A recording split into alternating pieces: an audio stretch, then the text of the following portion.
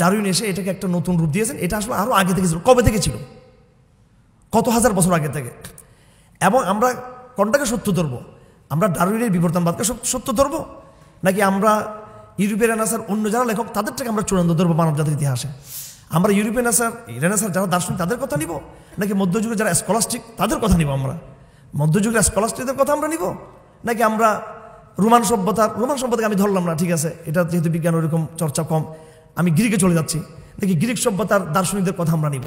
বিজ্ঞান মানে হলো পার্ট অফ দ্য আকিদা, পার্ট অফ দ্য আকিদা। বিজ্ঞান, science is part of the আকিদা। সায়েন্স এটা আকিদার অপরিহার্য অংশ। এবং যেটা একটা কথা আছে যে ধর্ম ছাড়া বিজ্ঞান, বিজ্ঞান ছাড়া ধর্ম, এটা বামনের মতো ইয়ের মধ্যে একটা যে উদাহরণ আপনারা সকলে সেটা জানেন। সুতরাং একটাকে একটা কখনো ইগনোর করার এখানে কোনো সুযোগ নেই, যেটা পার্ট অফ দ্য আকিদা। হ্যাঁ, আকিদা সায়েন্সের একটা অংশ, সায়েন্স আকিদার একটা অংশ, পরস্পর ওতপ্রোত। আর দুটাকে আমরা বিচ্ছিন্ন করে যে সেকুলার যে একটা দার্শনিকতা আমরা তৈরি করেছি, এই দার্শনিক জায়গা থেকে আমাদেরকে দ্রুত এখান থেকে বেরিয়ে আসা আমাদের জন্য দরকার। মানব জাতির কল্যাণের স্বার্থে দরকার, বাংলাদেশের নতুন রিবিল্ডিংয়ের জন্য দরকার, একটা নতুন বাংলাদেশ করার যে আমরা সুযোগ পেয়েছি, এটার জন্য প্রথমে আমাদের দার্শনিকতার জায়গাটাকে আমাদেরকে ঠিক করতে হবে আমাদেরকে।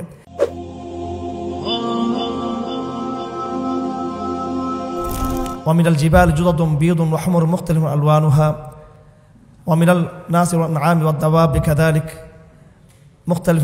মুখতালিফুন আলওয়ানুহু কাযালিক إنما يخشى الله من عباده العلماء. وقال تعالى: وقال الرسول يا رب إن قوم اتخذوا هذا القرآن مهجورا. وقال تعالى: شهر رمضان الذي أنزل فيه القرآن هدى للناس وبينات من الهدى والفرقان فمن شهد منكم الشهر فليصمه ومن كان مريضا أو على سفر فعدة من أيام أخر يريد الله بكم اليسر ولا يريد بكم العسر ولتكملوا العدة ولتكبروا الله على ما هداكم ولعلكم تشكرون. صدق الله العظيم. وعن معاوية بن أبي سفيان رضي الله تعالى عنه قال: سمعت النبي صلى الله عليه وسلم يقول: من يرد الله بخير يفقهه في الدين وإنما أنا قاسم والله يعطي ولن تزال هذه الأمة قائمة على أمر الله لا يضرهم من خذلهم حتى يأتي أمر الله. সম্মানিত সভাপতি, সম্মানিত প্রধান অতিথি, উপস্থিত অডিয়েন্স, উপস্থিত তরুণ প্রজন্মের ভাইয়েরা, অত্র প্রতিষ্ঠান সম্মানিত শিক্ষকবৃন্দ, আল্লাহ পাক সুবহানাহু ওয়া তাআলা আমাদের সকলের আজকের এই আয়োজনকে কবুল করুন এবং এটার মাধ্যমে আগামী দিনের বাংলাদেশ পুনর্গঠনের মৌলিক কিছু চিন্তা যেন এখান থেকে বেরিয়ে আসে, সেই তৌফিক আল্লাহ পাক আমাদেরকে দান করুন। আপনারা দুটো বিষয়কে এখানে যুক্ত করেছেন, প্রকৌশল এবং ইসলাম। এই সমন্বয়টা অনেকের কাছে ইম্পসিবল মনে হতে পারে, অনেকের কাছে এটা ক্রিটিক্যাল মনে হতে পারে, কিন্তু আমি দায়িত্বহীন ভাষায় বলে দিতে চাই, এটা আমাদের কাছে বর্তমান জমানার বিভিন্ন মূল্যবোধের কারণে যতই এটা ইম্পসিবল মনে হোক, যত এটা ক্রিটিক্যাল মনে হোক, ব্যাপারটা আসলে কিন্তু সেরকম নয়। আমাদের সামনে মানব জাতির ইতিহাসের একটা কলোনিয়াল ফরম্যাট দাঁড় করানো হয়েছে। ইতিহাস, অর্থনীতি, রাজনীতি, বিজ্ঞানের যে চর্চা আমরা করছি, সেটা হাজার বছরের মানব সভ্যতার ইতিহাসের একটা ধারাবাহিক প্রক্রিয়া। কিন্তু এই প্রক্রিয়া মাঝখানে ফিল্টারিং হয়ে গিয়েছে। ইতিহাস ইউরোপিয়ানরা জন্ম দেন নাই, ইউরোপিয়ানদের আগেই কিন্তু ইতিহাস জন্ম হয়েছে। কিন্তু সেই হাজার বছরের মানব সভ্যতার ইতিহাস ইউরোপের সাম্রাজ্যবাদী কলোনিয়াল ফরম্যাটে প্রবেশ করে ফিল্টার হয়ে যেটা আসছে আমাদের সামনে। আমি দুঃখজনক, আমি সবার কাছে ক্ষমা চেয়ে নিচ্ছি, এখানে সম্মানিত বিসি এখানে রয়েছেন, ওই ফিল্টার করা শিক্ষা ব্যবস্থা কিন্তু আমাদের সামনে আছে। আমাদেরকে আগামী দিনে এখান থেকে বেরিয়ে আসার চ্যালেঞ্জকে গ্রহণ করতে হবে ইনশাআল্লাহুল আজিজ। আমরা আবার এই সভ্যতার নেতৃত্ব দিব এবং সেটা আমরা ইতিহাসকে তার আগের জায়গায় ফিরিয়ে নিয়েই আমরা নতুন ইতিহাসকে আমরা রচনা করবো। আমরা ইংরেজি ভাষায় একটা কথা আছে, তার বাংলা অনুবাদ হলো যে তুমি যত বেশি নিজের অতীতকে দেখবা, তত বেশি তুমি তোমার সামনের ভবিষ্যৎকে তুমি দেখতে পাবা। Further you can look ahead. তুমি যত বেশি সামনে যেতে পারবা, তখন যেতে পারবা যখন তুমি ইফ ইউ লুক ব্যাক, যখন আপনি পিছনের দিকে যখন তাকাবেন। আসুন আমরা আমাদের আলোচনাকে একদম স্পেসিফিক জায়গায় আমরা নিয়ে যেতে চাই। যেহেতু আপনারা এখানে ইসলামের সাথে প্রকৌশল সম্পর্ক করেছেন, প্রকৌশল এবং আকীদা এটা আবার কী জিনিস? আকীদা বলতেই আমাদের মধ্যে এটার বিরুদ্ধে, এটার ব্যাপারে একটা মারাত্মক নেগেটিভ ধারণা আমাদের মধ্যে কাজ করে। এটা মনে হয় মানব জাতিকে বিভক্ত করার, মানব জাতিকে পিছিয়ে দেওয়ার এটা কোনো দার্শনিকতার নাম হচ্ছে আকীদা। শরিয়া বললে মার কাট কাট কাট এরকম কোনো কিছু, এটার সাথে আবার প্রকৌশলের সমন্বয় কেমনে হতে পারে? এই যে ফোবিয়া, এই যে একটা ভ্রান্ত কনসেপ্ট আমাদের মধ্যে, দুঃখজনকভাবে যে ইনফাইটিক কমপ্লেক্স আমাদের মধ্যে, আমরা মানসিক রোগী হয়ে গেছি আমরা আসলে বর্তমানে। আমরা এই আধুনিকতার এই চাকচিক্য দেখে নিজের যে আত্মপরিচয় এবং নিজেদের যে ঐতিহ্য, বিশাল যে ঐতিহ্য ইতিহাসের, নিজের সম্পদকে আমরা হারিয়ে মানুষের কাছ থেকে ধার করা জিনিসটাকে নিয়ে আমরা যে কমপ্লেক্স আমরা চলে গিয়েছি, এটা আসলে আমাদের মারাত্মক ধরনের একটা মানসিক সমস্যা। এখানে আমি কোনোভাবেই একতরফা আলোচনা চাবি দিতে চাই না। এখানে আপনারা উন্মুক্ত প্রশ্ন করতে পারবেন। এই প্রশ্নের জন্য আমি আমার আলোচনার পর একটু সময় দিব। আবার আপনারা ইসলাম সম্পর্কে প্রশ্ন তুলতে পারবেন, আপনাদের প্রশ্নের জায়গাগুলো, সেটা ওয়াসওয়াসা বলি, এটা আপনার মধ্যে সংশয় বলি, যেটা বলি সেটা আপনারা খোলামেলা আলোচনা করা উচিত। আমরাও কিন্তু বিভিন্ন সংশয়কে আমাদের মুরব্বীদের সামনে উপস্থাপন করে, নিজের মধ্যে বিভিন্ন জিজ্ঞাসা তৈরি করে, জিজ্ঞাসা সৃষ্টি করে, সেগুলোকে বড়দের কাছে উপস্থাপন করে কিংবা নিজেরা গবেষণা করে আমরা কিন্তু একটা এনশারাহ বা মনের পছন্দের জায়গায় পৌঁছে গেছে, আলহামদুলিল্লাহ সুম্মা আলহামদুলিল্লাহ। আর বিগত হাসিনা সরকার আমাদেরকে দফায় দফায় কারাগারে পাঠিয়ে তিনি কোরআনের সাথে আমাদেরকে এমন একটা নিবিড় সম্পর্ক করিয়ে দিয়েছেন যে এখানে আমাদের আর কোনো কিছু পাওয়ার নাই, আমাদের মনটা আরও বেশি প্রশান্ত হয়ে গেছে, আলহামদুলিল্লাহ। এখন এটা স্যার তো বলেছেন যে এখানে কোনো রাজনীতি করা যাবে না, তবে দাওয়া ইজ বেস্ট পলিটিক্স, দাওয়ার চেয়ে বড় কোনো রাজনীতি নেই। আমিও প্রধানমন্ত্রী হাসিনার জন্য কামনা করি, উনিও যদি ফিরে আসেন কিছুদিন কারাগারে থেকে, উনিও যদি আপনার কোরআনকে যদি গবেষণা করেন তাহলে সেখানে বিরাট মুক্তির পথ পাবেন সেখান থেকে তিনি, ইনশাআল্লাহ আজিজ। এটা কোনো পলিটিক্যাল কথা না, এটা সকলের জন্য। বর্তমান যারা আওয়ামী লীগের আমাদের বন্ধুরা আছেন, আমাদের আত্মীয়রা আছেন, ওখানে আমাদের ঘনিষ্ঠ কিছু আত্মীয় পড়ে গেছেন সেখানে, তো তাদের জন্য সবচেয়ে বড় সুযোগ, আমি জেল কর্তৃপক্ষকে বলেছি যেন ওনাদেরকে কোরআন ভালো করে যেন ওনাদেরকে সরবরাহ করা হয়।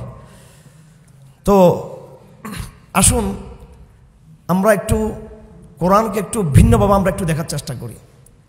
আমি একটা আয়াত পড়েছিলাম, এই আয়াতে আল্লাহ পাক সুবহানাহু ওয়া তাআলা কোরআন এবং রমজানকে একসাথে করেছেন। দুঃখজনকভাবে একটা কথা আজকে স্বীকার করতে হচ্ছে, আমাদের কওমি মাদ্রাসা সিলেবাসের যে পাঠ, এই সিলেবাসে আমাদেরকে আক্ষরিকভাবে ইসলামের অনেক কিছু আমরা শিখতে পেরেছি। আমরা গ্রামার শিখেছি, আমরা একদম ক্রিটিক্যাল টার্মগুলোকে আমরা শিখেছি, উসুলে ফিকহের মতো, উসুলে হাদিসের মতো জটিল জটিল বিষয় এগুলো আমরা পড়েছি, মুখস্থ করেছি, শিখেছি। কিন্তু ইসলামের একেবারে সোজা সাপটা মূল মেসেজ, এটা আমরা অনেক সময় আমরা ধরতে পারিনি। আমরা যেটাকে সিঁড়ি ছিল সেটাকে মকসদ বানিয়ে ইসলামের মূল মেসেজটা আমরা অনেক সময় এইভাবে আমাদের সামনে উঠে আসেনি। এটা এই প্রজন্মের কথাই বলছি, যারা আমাদের আগের মুরব্বীরা ছিলেন তারা কখনো এরকম ছিলেন না, তারা অবশ্যই ইসলামের বয়ানকে তারা বুঝতে পেরেছেন। কোরআন কারীমে আল্লাহ পাক বলতেছেন, আউযু বিল্লাহি মিনাশ শাইতানির রাজিম, শাহরু রমাদানাল্লাযী উনজিলা ফীহিল কোরআন। এটাকে আমরা একটা নিছক আধ্যাত্মিক একটা বয়ান মনে করেছি, একটা ধর্মীয় একান্ত বিষয় যেটার সাথে জীবনের কোনো সম্পর্ক নেই।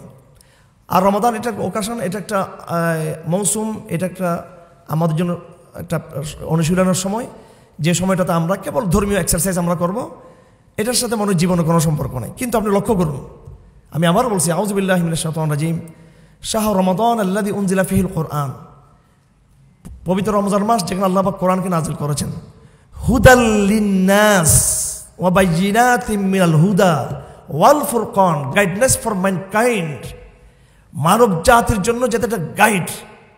মানব জাতির গাইড মানে মানব জাতি বলতে এখানে খাদ্য আছে, মানব জাতি বলতে এখানে এনভায়রনমেন্ট আছে, মানব জাতি বলতে মানুষের চাহিদা আছে, মানুষের ডিমান্ড আছে, মানুষের দাবি আছে, জুলজি, বায়োলজি, সাইকোলজি, অ্যাস্ট্রোনমি, সব কিছু কিন্তু মানব জাতিকে ঘিরে। তো এমন কোনো কিতাব সেটা কখনো পরিপূর্ণ গাইড হতে পারে না যেখানে মানব জাতির পারিপার্শ্বিক, মানব জাতির একবার ন্যাচারাল, মানব জাতির মানুষের চামড়া রক্ত মাংসের ভিতরে যে সমস্ত জিনিস মিশিয়ে দিয়েছেন আল্লাহ পাক নিজেই, তার চাহিদা মেটাতে পারবে না এরকম কোনো বই কোনোদিন সেটা মানব জাতির সেটা গাইড হতে পারে না। সেটা আমরা বুঝি নাই, সেটা না বুঝে এটাকে আমরা সংকুচিত করে দিয়েছি ওই একটা জায়গায়। যেমন ধরুন, আমি দাবি করছি কোরআন এটা আমাদের জন্য কমপ্লিট একটা মেসেজ, কমপ্লিট একটা আমাদের জন্য গাইড আমাদের, সেখানে আপনার প্রকৌশলও আছে, চিকিৎসাও সেখানে আছে। আমার এটা খুব সিম্পল একটা বিষয়, এটা আল্লাহকে চেনার একটা একবার সিম্পল বিষয়। বাইয়িনাতিল লিন্নাস আয়াত, আল্লাহ পাক বারবার বলছেন নিদর্শন, নিদর্শন কি? সেই নিদর্শন কি?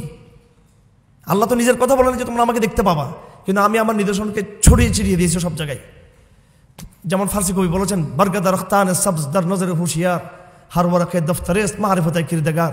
গাছের প্রত্যেকটা পাতা হলো আল্লাহকে চেনার এক একটা বড় বড় দফতরের মতো। দেখুন, আমি চুয়েটে কিন্তু আগে এসেছিলাম এবং কোনো প্রকৌশল বিশ্ববিদ্যালয়ে আসা এটা আমার আজকে প্রথম নয়। আমি কেবল শুধু চুয়েটে যাইনি, আমি বাংলাদেশের বিভিন্ন প্রকৌশল বিশ্ববিদ্যালয়ে এই বিগত আওয়ামী লীগের আমলেই কিন্তু আমি বক্তব্য রেখেছিলাম আমি। এবং উলামায়ে কেরামদের মনে একটু হয়তো অসন্তুষ্টি আসতে পারেন, এটা আমি এমনি কৌতুক করে বলতে চাই। একটা আয়াত, আমি যখন আজ থেকে প্রায় 17-18 বছর আগে যখন এখানে এসেছিলাম, আমি প্রকৌশলের ছাত্রদেরকে বলেছিলাম, তাদের মধ্যে অনেকেই এই প্রতিষ্ঠান টিচার হয়েছিলেন, অনেকে পিএইচডি হোল্ডার হয়েছেন, অনেকে চট্টগ্রাম বিশ্ববিদ্যালয়ের টিচার হিসেবে আসেন, অনেকে বিভিন্ন জায়গায় আসেন। আমি প্রথম যে বক্তব্য আমি চুয়েটে দিয়েছিলাম এখানে, সেটা তবলিগ জামাতের মাধ্যমে এসেছিলাম, সে বক্তব্যটা আমি মসজিদে দিয়েছিলাম। আমি কৌতুক করে বললেও সেটা কিন্তু বাস্তবতা ছিল। আমি দাঁড়িয়ে বললাম যে আমার সম্মানিত ভাইয়েরা, আমার অডিয়েন্স, আমি আপনাদের সামনে আজকে দাঁড়িয়েছি বহুদিন ধরে কোরআন কারীমের একটা আয়াত, এটা আমরা হুজুররা কিডন্যাপ করে নিয়ে গেছিলাম চুয়েট থেকে, বুয়েট থেকে, রুয়েট থেকে, মেডিকেল ইনস্টিটিউশন থেকে, ওইটা ফেরত দেওয়ার জন্য আসছি। কোরআন শরীফের আয়াতটা এটা আসছিল আপনাদের জন্য, কিন্তু আমরা হুজুররা আমাদের মধ্যে নিয়ে গেছি। ইন্নামা ইয়াখশাল্লাহ মিন ইবাদিহিল উলামা। দেখবেন হুজুররা প্রায় সময় এটা নিজেদের ফজিলত বয়ান করার জন্য এটা বলে। আমার সম্মানিত মুরব্বী এখানে আছেন, অর্থাৎ আলেমরা আল্লাহকে ভয় করে।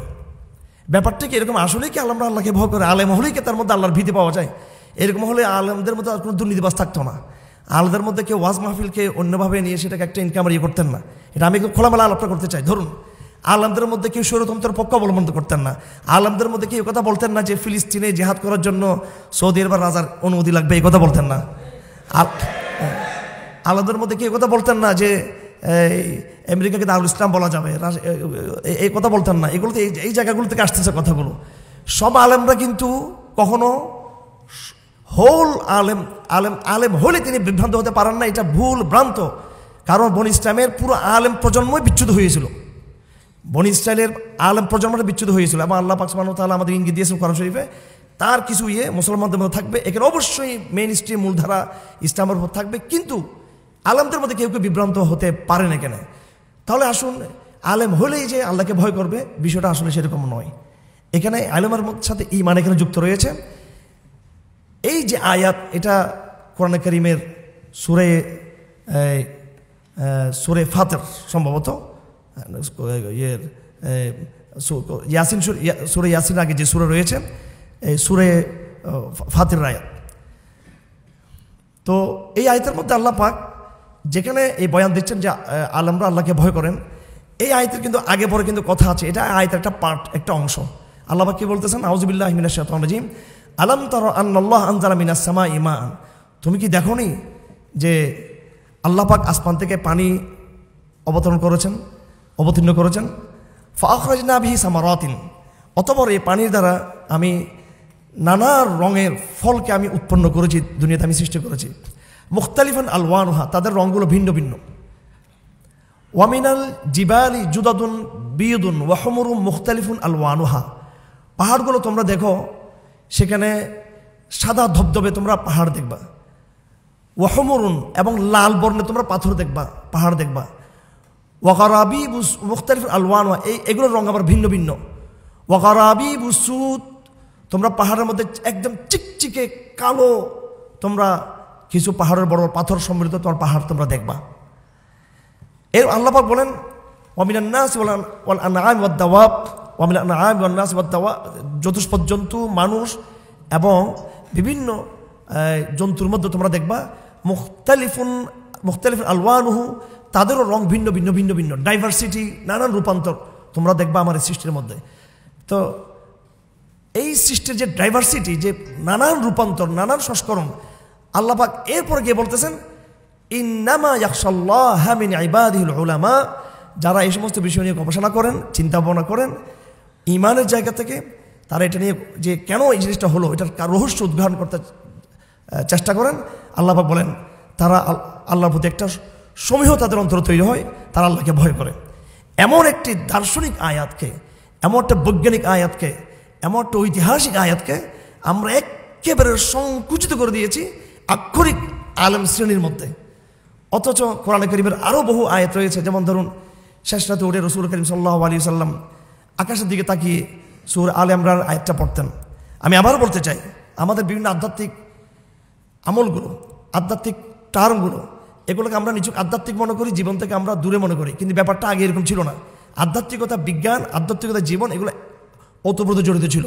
আমাদের নবীজি কী করতেন, ওনার আধ্যাত্মিকতার মূল এক্সারসাইজ যেটা উনি করতেন যে টাইমটাতে, সেই টাইমটা ছিল এই শেষ রাতের সময়। এবং আমাদের নবীজির জীবনের সাফল্যের বড় মৌলিক শক্তি ছিল তাহাজ্জুদের নামাজ, কিয়ামুল লাইল, ওয়া মিনাল লাইলি ফাতাহাজ্জাদ বিহি নাফিলাতান লাক আসা আন ইয়াবআসাকা রাব্বুকা মাকামান মাহমুদা। আমাদের নবীজির উত্থান এবং সমস্ত নবীদের উত্থান, সাহাবায়ে কেরামদের, সালফে সালেহিনদের, একজন নেককার মানুষের তার সামাজিক, রাজনৈতিক, দার্শনিক, তার আধ্যাত্মিক, তার উত্থানের মূল জায়গাটা হলো কিন্তু তাহাজ্জুদের নামাজ, শেষ রাতের নামাজ। আমাদের নবীজি কী করতেন, উঠে মিসওয়াক করতেন, এরপর তিনি আকাশে তাকাতেন। দেখুন আকাশে তাকিয়ে তিনি কী করতেন, একটা আয়াত পড়তেন, কয়েকটা আয়াত পড়তেন সূরা আল ইমরানের, আউযু বিল্লাহি মিনাশ শাইতানির রাজিম, ইন্না ফি খালকিস সামাওয়াতি ওয়াল আরদ ওয়া ইখতিলাফিল লাইলি ওয়ান নাহার লাআয়াতিন লিউলিল আলবাব। এই তর্জমাগুলো দেখে নেবেন। আল্লাহ পাক বলেন নিশ্চয়ই আসমানের সৃষ্টি, জমিনের সৃষ্টি, আসমানসমূহের সৃষ্টি এবং জমিনের সৃষ্টি এবং রাত দিনের পরিবর্তন ইত্যাদি ইত্যাদি বিষয়ের মধ্যে লাআয়াতিন লিউলিল আলবাব, যারা মগজধারী, একদম আমি ডাইরেক্ট আক্ষরিক তর্জমা, যাদের মধ্যে মগজ রয়েছে, সে মগজধারী জ্ঞান লোকদের জন্য সেখানে রয়েছে নিদর্শন। তারা কারা? আল্লাযীনা ইয়াযকুরুনাল্লাহ, আল্লাহকে যারা স্মরণ করে, আল্লাহকে তারা বুঝতে চায়, কিয়ামান, দাঁড়ানো অবস্থায়, ওয়া কুউদান, বসা অবস্থায়, ওয়া আলা জুনুবিহিম, এবং শোয়া অবস্থায়। এবং তারা কি করে, এই নেককার লোকগুলো, ওয়া ইয়াতাফাক্কারুনা ফি খালকিস সামাওয়াত, তারা আসমান জমিনের সৃষ্টি নিয়ে তারা গবেষণা করে এবং তৎক্ষণাৎ তাদের হৃদয় বলে ওঠে রব্বানা মা খালাকতা হাযা বাতিলা, হে মহান রব, তুমি এগুলোকে উদ্দেশ্যহীনভাবে এমনি এমনি তুমি এগুলো সৃষ্টি করোনি। দেখুন এরপর আরো অনেকগুলো আয়াত আছে, দোয়া আছে, রব্বানা মা খালাকতা হাযা বাতিলা সুবহানাক ফাকিনা আযাবান নার, মহান রব আপনি অনেক পবিত্র, সুতরাং আপনি আমাদেরকে জাহান্নামের আগুন থেকে রক্ষা করুন। রব্বানা ইন্নাকা মান তুদখিলিন নার ফাকাদ আখযাইতাহু ওয়া মা লিয-যালিমিনা মিন আনসার। আরো অনেকগুলো দোয়া কেন রয়েছে শেষ পর্যন্ত। এটা একটা আধ্যাত্মিক বয়ান হিসেবে আমরা জানি, কিন্তু আমার ভাইরা দেখুন তার নেগেটিভ, দেখুন তার নেগেটিভটা কি এখন তো আধ্যাত্মিক। এখানে বলা হচ্ছে রব্বানা মা খালাকতা হাযা বাতিলা, হে রব আপনি এটাকে এমনি এমনি সৃষ্টি করেননি। দেখুন এই কথাটা কিন্তু আইনস্টাইনের ছিল। আইনস্টাইনের সাথে আমাদের বিরোধ রয়েছে রাজনৈতিক। তাকে ইসরায়েলের প্রধানমন্ত্রী হওয়ার জন্য, প্রেসিডেন্ট হওয়ার জন্য প্রস্তাব করা হয়েছিল এবং তিনি একজন ইহুদি ছিলেন, মনে প্রাণে তিনি ইহুদি ছিলেন। তার ওই রাজনৈতিক মিশন নিয়ে আমাদের মতবিরোধ রয়েছে। কিন্তু বর্তমান বিজ্ঞানের নামে যে ধূম্রজাল তৈরি করা হয়েছে নাস্তিকতার, এই জায়গায় আইনস্টাইন কিন্তু আমাদের জন্য একটা গুরুত্বপূর্ণ ব্যক্তি, কিন্তু অনেক গুরুত্বপূর্ণ ব্যক্তি। তিনি স্পষ্ট বলেছেন যে প্রভু বিশ্বস্রষ্টা জোয়ারি ছিলেন না। আপনার বিজ্ঞানের ছাত্র সবাই দেখে নেবেন আমার এই কথা ঠিক আছে কিনা, আপনার পড়ে নেবেন যে আইনস্টাইনের থিওরি অফ রিলেটিভিটি দেখে নেবেন ভালো করে। আইনস্টাইন কে ছিল? তিনি বলেছেন বিশ্ব স্রষ্টা জোয়ারি ছিলেন না। রব্বানা মা খালাকতা হাযা বাতিলা। আইনস্টাইন যখন এটা বলল, ইউরোপের দার্শনিকদের, বিজ্ঞানীদের বিরাট একটা অংশ তারা বলতে লাগলো যে এই পৃথিবী এমনি এমনি আসে নাই। অথচ এই কথা রাসূলুল্লাহ গভীর রাতে ১,৫০০ বছর আগে তিনি আল্লাহকে বলে দিয়েছেন রব্বানা মা খালাকতা হাযা বাতিলা। টাইমিং দেখুন, আমি এটা নেগেটিভ বললাম, টাইমিংটা দেখুন, টাইমিং হচ্ছে শেষ রাতে। এটা যারা অ্যাস্ট্রোনমি নিয়ে যারা পড়াশোনা করেন তারা ভালো করে জানবেন যে বিভিন্ন গ্রহ, উপগ্রহ এবং সূর্য যখন উঠে, এটা কিন্তু এটা পাম করে, কিন্তু সেটা একদম স্ট্রিক অবস্থার মধ্যে নাই। কিন্তু এগুলো সব কিছু কিন্তু আল্লাহ পাক একটা পরিবর্তনের মধ্যে আল্লাহ পাক রেখে দিয়েছেন। এবং সূর্যের তাপে কিন্তু পৃথিবীর সাথে ঊর্ধ্ব আকাশে কিন্তু একটা দূরত্ব তৈরি হয়। ওটা কিন্তু রাত যত গভীর তখন সেটা কিন্তু একটু একটু এইভাবে কাছে চলে আসে। আর ব্যাপকভাবে হাদিসে ব্যাপকভাবে বলা হয়েছে রাত যত গভীর হবে দোয়া তত কবুল হবে। এবং হাদিসে এটা পরিষ্কারভাবে বলা আছে, ইন্নাল্লাহ ইয়ানজিলু সামা আদ-দুনিয়া কুল্লা লাইলা, আল্লাহ পাক প্রত্যেক রাতের গভীর সময়ে শেষ দিকে তিনি শেষ আসমানে আসেন। এটা নিয়ে আকীদার ইখতিলাফে চলে গেছে, আমরা আশারি, মাতুরিদি, আসারি, এটা সেটা। এই আলোচনাটা করার জন্য আগামীতে কোনো সময় আসবো, এগুলো ভাঙতে হবে, এগুলো সমন্বয় করতে হবে, এটা আলাপটা ভিন্ন আরেকদিন করব। আপাতত তার যে বৈজ্ঞানিক যে দিকটা আছেন, আল্লাহ পাক শেষ আসমানে আসেন, তার কিন্তু বৈজ্ঞানিক দিকটা আমি বলে দিয়েছি, এটা বিজ্ঞান দ্বারা প্রমাণিত যে রাতের ওই গভীরতার সময় কিন্তু আকাশের সাথে দুনিয়ার যে ভূগোল রয়েছে, তার যে গ্রহ, এটার দূরত্ব কিন্তু কমে যায়। সুতরাং এটা বিজ্ঞান দ্বারা সমর্থিত। তো এবার এই যে কোরআনের জায়গায় আমি যেতে চাই, তো কোরআনকে আমরা নিছক এটাকে একদম আপনি কিছু মনে করবেন না, এখানে আমাদের অন্য ধর্মের ভাইরা আছেন, অন্য ধর্মের অনুসারীরা আছেন, এটা ব্লেম বা এটাকে তাদেরকে ছোট করতে আমরা চাই না।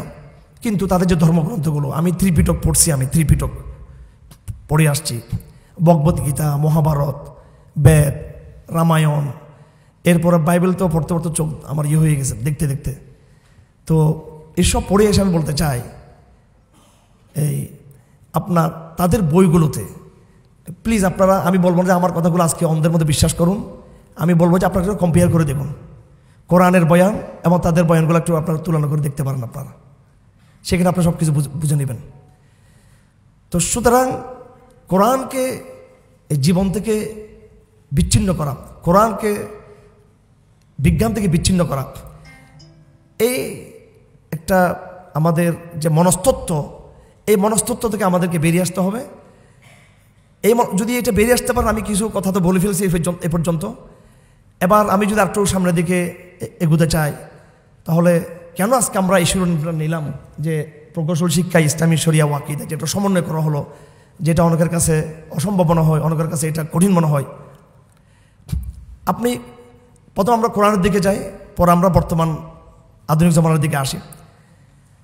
হিস্ট্রি এবং ইতিহাস, কোরআন খুললে আপনি পাবেন ইতিহাসের আপনি বিশাল বয়ান সেখানে পাবেন। কোরআনকে আল্লাহ পাক রমজানের সাথে যুক্ত করেছেন। আবার কোরআনকে নিয়ে আমরা দাবি করতেছি এটা আমাদের কোড অফ লাইফ, আমাদের জীবন ব্যবস্থা, এগুলো আমরা দাবি করতেছি। এটা আমাদের নতুন বিশ্ব ব্যবস্থা, এটা আমাদের অর্থনীতি, এটা আমাদের সমাজ, এটা আমাদের ফৌজদারি, সব কিছু আমরা দাবি করতেছি।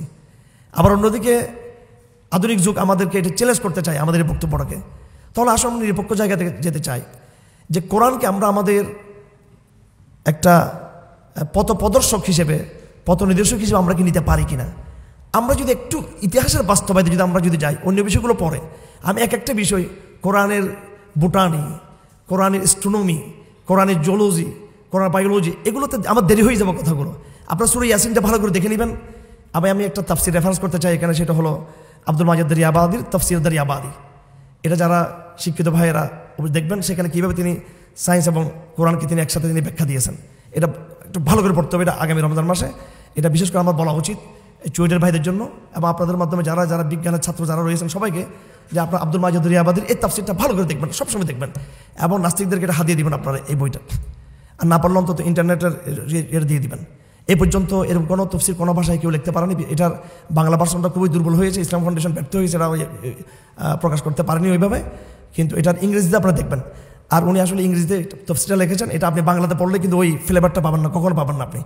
আচ্ছা, যাই হোক, তো এই বিচ্ছিন্ন আমরা বিজ্ঞানের আলাদা আলাদা চ্যাপ্টারগুলোতে না গিয়ে আমরা সামগ্রিকভাবে যদি কোরআনকে যদি আমরা দেখি, কোরআন তার পুরো ইতিহাসকে, মানবজাতির ইতিহাসকে যেভাবে হাজির করে, তার বিপরীত আধুনিক জমানার মানব জাতির যে মূল্যায়নের যে ইতিহাসটা আছে একটু আমরা কম্পেয়ার করি। সময় আমাদের কম, আমি চেষ্টা করব আমার যত আলোচনাকে সংক্ষেপ করার জন্য। কোরআন আমাদেরকে বলতেছে মানব জাতির ইতিহাস সম্পর্কে যে আদম তোমাদের ফার্স্ট সৃষ্টি, তোমাদের এখান থেকে তোমাদের যাত্রা শুরু মানব জাতির। এটা বলে কোরআন বিবর্তনবাদকে চ্যালেঞ্জ করে দিল, থিওরি অফ এভলিউশনকে নষ্ট করে দিল, এবং ডারউইনের মতবাদ শেষ হয়ে যাচ্ছে এখানে। এরপর কোরআন কিন্তু ক্ষান্ত হয় নাই। কোরআন এখানে নূহ আলাইহিস সালামকে ব্যাপকভাবে আমাদের সামনে নিয়ে আসছে, নূহ আলাইহিস সালামকে। এরপরে কোরআন আরও অগ্রগামী হয়ে কমে সমুদ, কমে হুদের কথা বলল, সামনে গিয়ে ইব্রাহিম ইসলামের কথা বললেন, আর তো সামনে গিয়ে ইসুফ আলাইহিস সালামের কথা আসলো, আরও সামনে গিয়ে সোহাইব আলাইহিস সালামের কথা আসছে, আরও সামনে গিয়ে মুসা আলাইহিস সালামের কথা আসছে, আরও সামনে গিয়ে অন্যান্য নবী যারা আছে মুসা আলাইহিস সালামের পরবর্তী নবী ঈসা আলাইহিস সালাম পর্যন্ত, ইয়াহইয়া, জাকারিয়া, মারিয়াম, সুলাইমান, দাউদ, ওনাদের কথা আসলো। এগুলো আমরা সকলে এই নামগুলো আমরা জানি। এর মধ্যে কোরআন বলতেছে ওয়াকুরুনাম বাইনা যালিক, ইতিহাসের যে প্যাটার্ন এখানে বলা হয়েছে, আল্লাহ বলে এটার মধ্যে সীমাবদ্ধ না, এই প্যাটার্নগুলোর মধ্যে আরও অনেক প্যাটার্ন আছে। মানে মানব জাতির অনেক শাখা প্রশাখা, মানব সভ্যতার অনেক দিক, অনেক বড় একটা ইঙ্গিত দিচ্ছেন আল্লাহ, যেখানে আমি অনেক নাম নিয়ে নাই, অনেক সভ্যতার, অনেক কবিলার, অনেক গোত্রের, অনেক সিভিলাইজেশনের আমি কথা আনি নাকি। ওয়াকুরুনাম বাইনা যালিক, অনেকগুলো সভ্যতা এর ভিতরে ভিতরে ভিতরে ফাঁকা ফাঁকা কিন্তু রয়ে গেছে। এখানে আমরা কি ধারণা পাচ্ছি? আমরা পুরো মানব সভ্যতার একটা হিস্ট্রিক্যাল প্যাটার্ন আমরা কিন্তু পাচ্ছি, একদম প্যাটার্ন আমি বলতে চাই এটাকে। প্রথম শুরু হয় আদম থেকে, এক প্যাটার্নে নূহ পর্যন্ত। এরপরে নূহ থেকে এসে প্যাটার্ন যে শুরু হলো, সেটা কি? নবীরা দাওয়াত দিচ্ছেন, সভ্যতাটা শিরিকের দিকে যাচ্ছে, নতুন নবীরা শিরিক বিবর্জিত তৌহিদের সভ্যতা প্রতিষ্ঠার চেষ্টা করতেছেন, তাদের প্রচেষ্টাগুলো ব্যর্থ হচ্ছে, আসমানি আযাব এসে তাদেরকে ডেস্ট্রয় করে দিচ্ছে, তারা ডিমেজ হয়ে যাচ্ছে, সভ্যতাগুলো ধ্বংস হচ্ছে, ধ্বংস পাচ্ছেন আপনি। মুসা আলাইহিস সালামের এখানে এসে ইতিহাস কিন্তু কোরআন আরেকদিকে বাঁক নিয়ে গেছে। এখানে মুসা আলাইহিস সালাম একজন ইতিহাসের টার্নিং পয়েন্ট, ইনি অর্ধেক ইতিহাসের ডেস্ট্রয়ের সাক্ষী। তিনি সেম তার দাওয়াত ছিল নূহের মতো, হুদের মতো, সালেহের মতো, ইব্রাহিমের মতো, এবং সেম তাদের মতো তার দাওয়াতটা ব্যর্থ করে দিল কাফেররা। ফেরাউন এই দাওয়াতটা গ্রহণ করেনি। ঠিক আগের যেই ট্রেডিশন চলে আসতেছিল, প্রাকৃতিক ট্রেডিশন, আল্লাহর হুকুমে যে দাওয়াত যদি অগ্রাহ্য হয়, প্রত্যাখ্যান হয়, তখন ওই কম ধ্বংস হবে। ফেরাউনের ক্ষেত্রেও সেটা ঘটলো। এটা ছিল নদীর ওপারের ইতিহাসের পয়েন্ট। নদীর এপারে যখন মুসা চলে আসলেন, লোহিত সাগরের এপারে, তখন নতুন সভ্যতার বিনির্মাণ, নতুন দাওয়াতের বিনির্মাণ। এখন যেটা বাংলাদেশে যেটা ঘটেছে, যে ফ্যাসিজম মুক্ত হয়েছে ঠিক আছে, কিন্তু বাংলাদেশের নতুন পুনর্গঠনে কিন্তু এখন সবাই কিন্তু যার যার মতো করে মানুষ দিশেহারা হয়ে গেছে কিন্তু একেবারে। এখানে বিদেশি শক্তিগুলো প্রত্যেকে যার এজেন্ডার মতো চলতেছে, আর দেশীয় যে এত উৎপাত তৈরি হয়েছে, আমি এখন নিজে দর্শকের গ্যালারিতে থাকার সিদ্ধান্ত নিয়েছি, আমি তামাশা দেখার জন্য। এটা ব্যক্তিগত আমার সিদ্ধান্ত এটা। আর আপনারা যারা ইসলামপন্থী ভাইরা আছেন, একদম মাথা ঠান্ডা রাখুন, আল্লাহর ভরসা রাখুন। এই পুরো অঞ্চল জুড়ে কিন্তু ইসলাম কিন্তু বিজয়ী হবে, কিন্তু আমার মেসেজ এটা আজকে স্পষ্ট আপনাদেরকে দিয়ে গেলাম আমি। এই জন্য এই সমস্ত পলিটিক্যাল অস্থিরতা, এটা নিয়ে আপনারা কেউ অস্থির হবেন না, ইনশাআল্লাহ কেউ অস্থির হবেন না। এগুলো ইসলামের পথকে কিন্তু আরও সহজ করে দিচ্ছে। যাই হোক, তো এই ইতিহাসের যে প্যাটার্ন কোরআন শরীফ আমাদের সামনে নিয়ে আসছে, আমরা এখন তার বিপরীতে, এই যে মুসা আলাইহিস সালামের কথা বলতেছিলাম, নদীর এপারে ওপারে।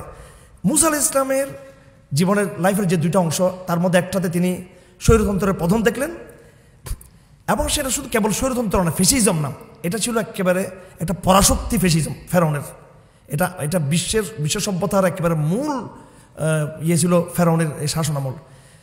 এরপরে কাজটা কি আমাদের, এটা আমি আবার বলতেছি, এটা আমি আবার আমাদের ওলামায়ে কেরাম অন্যভাবে নেবেন না, আমরা একেবারে এটাকে মানে এতিম টাইপের আলোচনা করি আমরা এখানে। শুধু মুসা আলাইহিস সালামের আধ্যাত্মিক, আমরা এই শব্দটা কখনো বলি না যে সভ্যতার নতুন রিবিল্ডিং, সভ্যতাকে নতুন করে পুনর্বিন্যাস, পুনর্বিনির্মাণ সভ্যতার, এইভাবে কিন্তু বলে আমরা বলি মুসা আলাইহিস সালাম খুব ওনার আল্লাহর পক্ষ থেকে গায়েবী সাহায্য আসছিল, ফেরাউন ধ্বংস হয়ে গেছে, মুসা আলাইহিস সালাম ঘরে চলে গেছেন, তারপর এটা হলো এই বছর শুধু খালি আক্ষরিক কথাগুলো বলে যাচ্ছি। আসলে এটা আল্লাহ হচ্ছেন পুরো মানব জাতির পরিচালক, তিনি একবার কূটনৈতিক, রাজনৈতিক, এখানে খেলাগুলো চলতেছে, এখানে পরিবর্তনগুলো হচ্ছে। মুসা আলাইহিস সালামের দায়িত্ব ছিল পুরো এই বনী ইসরায়েলকে নিয়ে একটা নতুন সভ্যতার বিনির্মাণ, তার রাজধানী হবে বাইতুল মুকাদ্দাস, কারণ কোনোভাবে লোহিত সাগর এই পারে দাঁড়ানোর কোনো জায়গা নাই। সুতরাং বাইতুল মুকাদ্দাসে গিয়েই ওই ইব্রাহিম ইসলামের রেখে যাওয়া স্মৃতিকে পুনর্জীবিত করে ওই জায়গা থেকে ইহুদি কওমকে দাঁড়াতে হবে, কারণ এরা আল্লাহ পাকের নির্বাচিত পিপল, এরা ইসুফ ইসলামের সন্তান, এরা ইব্রাহিমের সন্তান।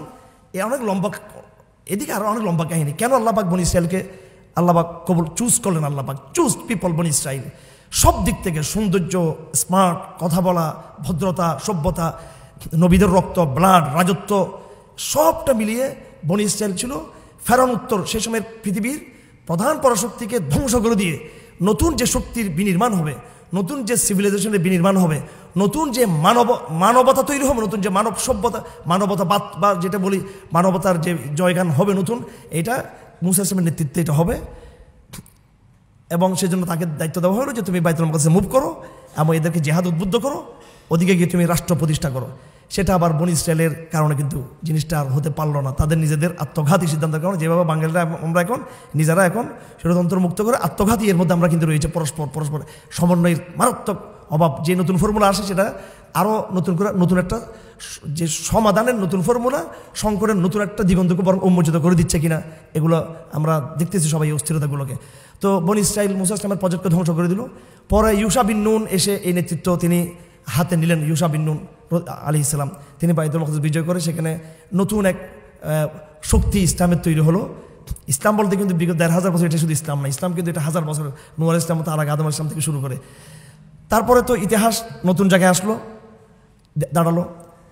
এরপরে মুসা ইসলাম সাময়িকভাবে ব্যর্থতা দেখা গেল তার বনি ইসরাইলের কারণে, কিন্তু যারা উত্তরসূরি যারা ছিলেন তারা কিন্তু তার দাওয়াকে একটা কমপ্লিট একটা সিভিলাইজেশনের লিডারশিপে নিয়ে গেলেন এবং বনি ইসরাইল একটা নেতৃত্বে বিরাট ধারাবাহিকতা শুরু হলো। এবং তার আগে কিন্তু তাওরাতটা নাযিল হয়ে গেল, একটা সংবিধানের যে কনস্টিটিউশন সেটা তারা পেয়ে গেল। বাকি তো যা হবার বনি ইসরাইলের দীর্ঘ ইতিহাস আমরা সকলে জানি। এই এক টানে ইতিহাসটা চলে আসছে ঈসা আলাইহিস সালাম পর্যন্ত। আমার ভাইরা আসুন এবার আমরা এই একটা কথা বলি, সেটা হলো এই যে ইতিহাসের যে এই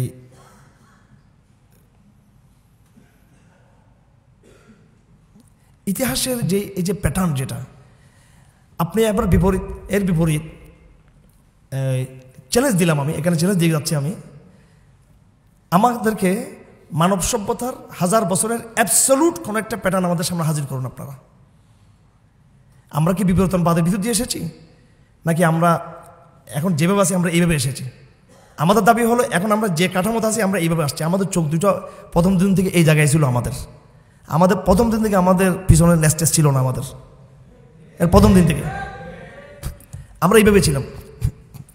এখন অধ্যাপক শাহনওয়াজ দাবি করতেছে জাহাঙ্গীরনগর বিশ্ববিদ্যালয়ের যে ওনার বইয়ের মধ্যে একটা সিলেবাস, দুঃখজনক হলো সিলেবাস বাংলাদেশের এখন এই সিলেবাসগুলো বহাল আছে, যে না এই কাঠামোটার বয়স হচ্ছে ৪০,০০০ বছর। এই যে কাঠামো এটা ৪০,০০০ বছর, একটা মানে আন্দাজে একটা কথা আর কি, বস এটা বললে একটা দার্শনিক বিজ্ঞানী হয়ে যাও। এটা ৪০,০০০ বছর হয়ে থাকলে মানব জাতির ৪০,০০০ বছর হিস্ট্রি পেশ করেন আপনি। যতগুলো হিস্ট্রি আছে এখানে ১০,০০০ বছর অধিকতে তারা যেতে পারে না, সব কাল্পনিক কিছু নিয়ে আসে। আমি সব যত বই আগডম বের হয়েছে সব আমার বাসায় আছে, আমার এখানে। কোরআনের সাথে কোরআন যা বলেছে আমি ধরলাম, আপনি কোরআনের সাথে একমত না, কারণ আপনি অন্য ধর্মাবলম্বী হতে পারেন, বা ইসলাম আসলো আপনি ইসলামকে হয়তো আপনি নাস্তিকতা ব্যক্তিগত লালন করতে পারেন। বিদ্বেষ আর নাস্তিকতা এক জিনিস না। বিদ্বেষবাদী হলে রসুলকে গালি দিয়ে সমস্যাটা অনেক বড়। কেউ যদি বিদ্বেষবাদী না হয় এমনি তার আল্লাহকে সে খুঁজে পাচ্ছে না বা মানতেছে না, এটা তার ব্যক্তিগত, যদি সে নাস্তিক হয় আমি কি তাকে জোর করে ইয়ে করবো নাকি? সে তো তার রিদ্দার যে ফতোয়াগুলো আছে ভিন্ন বিষয়ে ওই ঘোষণা দেয় নাই, সে নিজে নিজে সে অর্থাৎ তার ধর্ম সে ত্যাগ করেছে, সেখানে শরিয়া প্রতিষ্ঠা অনেক কিছু, এই আলাপটা ভিন্ন আলাপ। কিন্তু কেউ বিদ্বেষ না হয়ে নিজেরা যদি আল্লাহকে যদি না মানতে চায় তাকে আমরা বরং এই সময় তাকে দাওয়াত দিতে চাই, তাকে আলোচনা করবো তার সাথে। যাই হোক, এখন আপনি কোরআন যা বলছে আপনি কোরআনের সাথে একমত না, এবং আপনি ধরে নিন যে কোরআন যা বলছে এটা ঠিক না, কিন্তু কোরআন যা বলছে তা কিন্তু একবার দ্ব্যর্থহীন ভাষায় বলে দিয়েছে কিন্তু সেটা। এখন কোরআনের বিপরীত ইতিহাসের দ্ব্যর্থহীন বয়ানটা কোথায়? এক এক সাহিত্যিক, এক এক দার্শনিক, এক এক বিজ্ঞানী এক একটা কথা আমাদেরকে বলতে চাচ্ছে।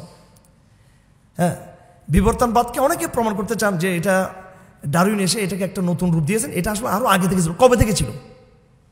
কত হাজার বছর আগে থেকে। এবং আমরা কোনটাকে সত্য ধরবো? আমরা ডারউইনের বিবর্তনবাদকে সত্য ধরবো, নাকি আমরা ইউরোপের রেনেসাঁর অন্য যারা লেখক তাদেরটাকে আমরা চূড়ান্ত ধরবো মানব জাতির ইতিহাসে? আমরা ইউরোপের রেনেসাঁর যারা দার্শনিক তাদের কথা নিব, নাকি মধ্যযুগে যারা স্কলাস্টিক তাদের কথা নিব? আমরা মধ্যযুগের স্কলাস্টিকদের কথা আমরা নিব, নাকি আমরা রোমান সভ্যতাকে আমি ধরলাম না, ঠিক আছে, এটা যেহেতু বিজ্ঞান ওইরকম চর্চা কম, আমি গ্রিকে চলে যাচ্ছি, নাকি গ্রিক সভ্যতার দার্শনিকদের কথা আমরা নিব? কার কথা আমরা নিব? আবার প্রত্যেকটা সময়ের প্যাটার্নে দেখা যাচ্ছে যে এখানে এক লেখকের সাথে লেখকের একটা সাংঘর্ষিক অবস্থা। আপনি ইউরোপিয়ান আনসার পুরো ইতিহাসকে হাজির করুন, আমাদের সামনে নিয়ে আসুন। এখানে প্রচণ্ডভাবে সাংঘর্ষিক কিছু বয়ান এখানে তৈরি হচ্ছে। এখানে আপনি আপনি কার্ল মার্কস পড়লে একরকম, আপনার ফখর ভাই পড়লে একরকম, আপনি কান পড়লে একরকম, আপনি রজার বেকন পড়লে একদিকে, মানে আপনি এক একটা পড়বেন, এক একটা মাথা নেবেন, আরেকটা পড়বেন আরেকটা, মানে পরে দেখবেন মাথার মধ্যে একটা, মানে এই জন্য দার্শনিকরা দেখেন আমাদের বুদ্ধিজীবীরাও মাতাল হয়ে যায়, এক এক সময় এক একটা বলা শুরু করে।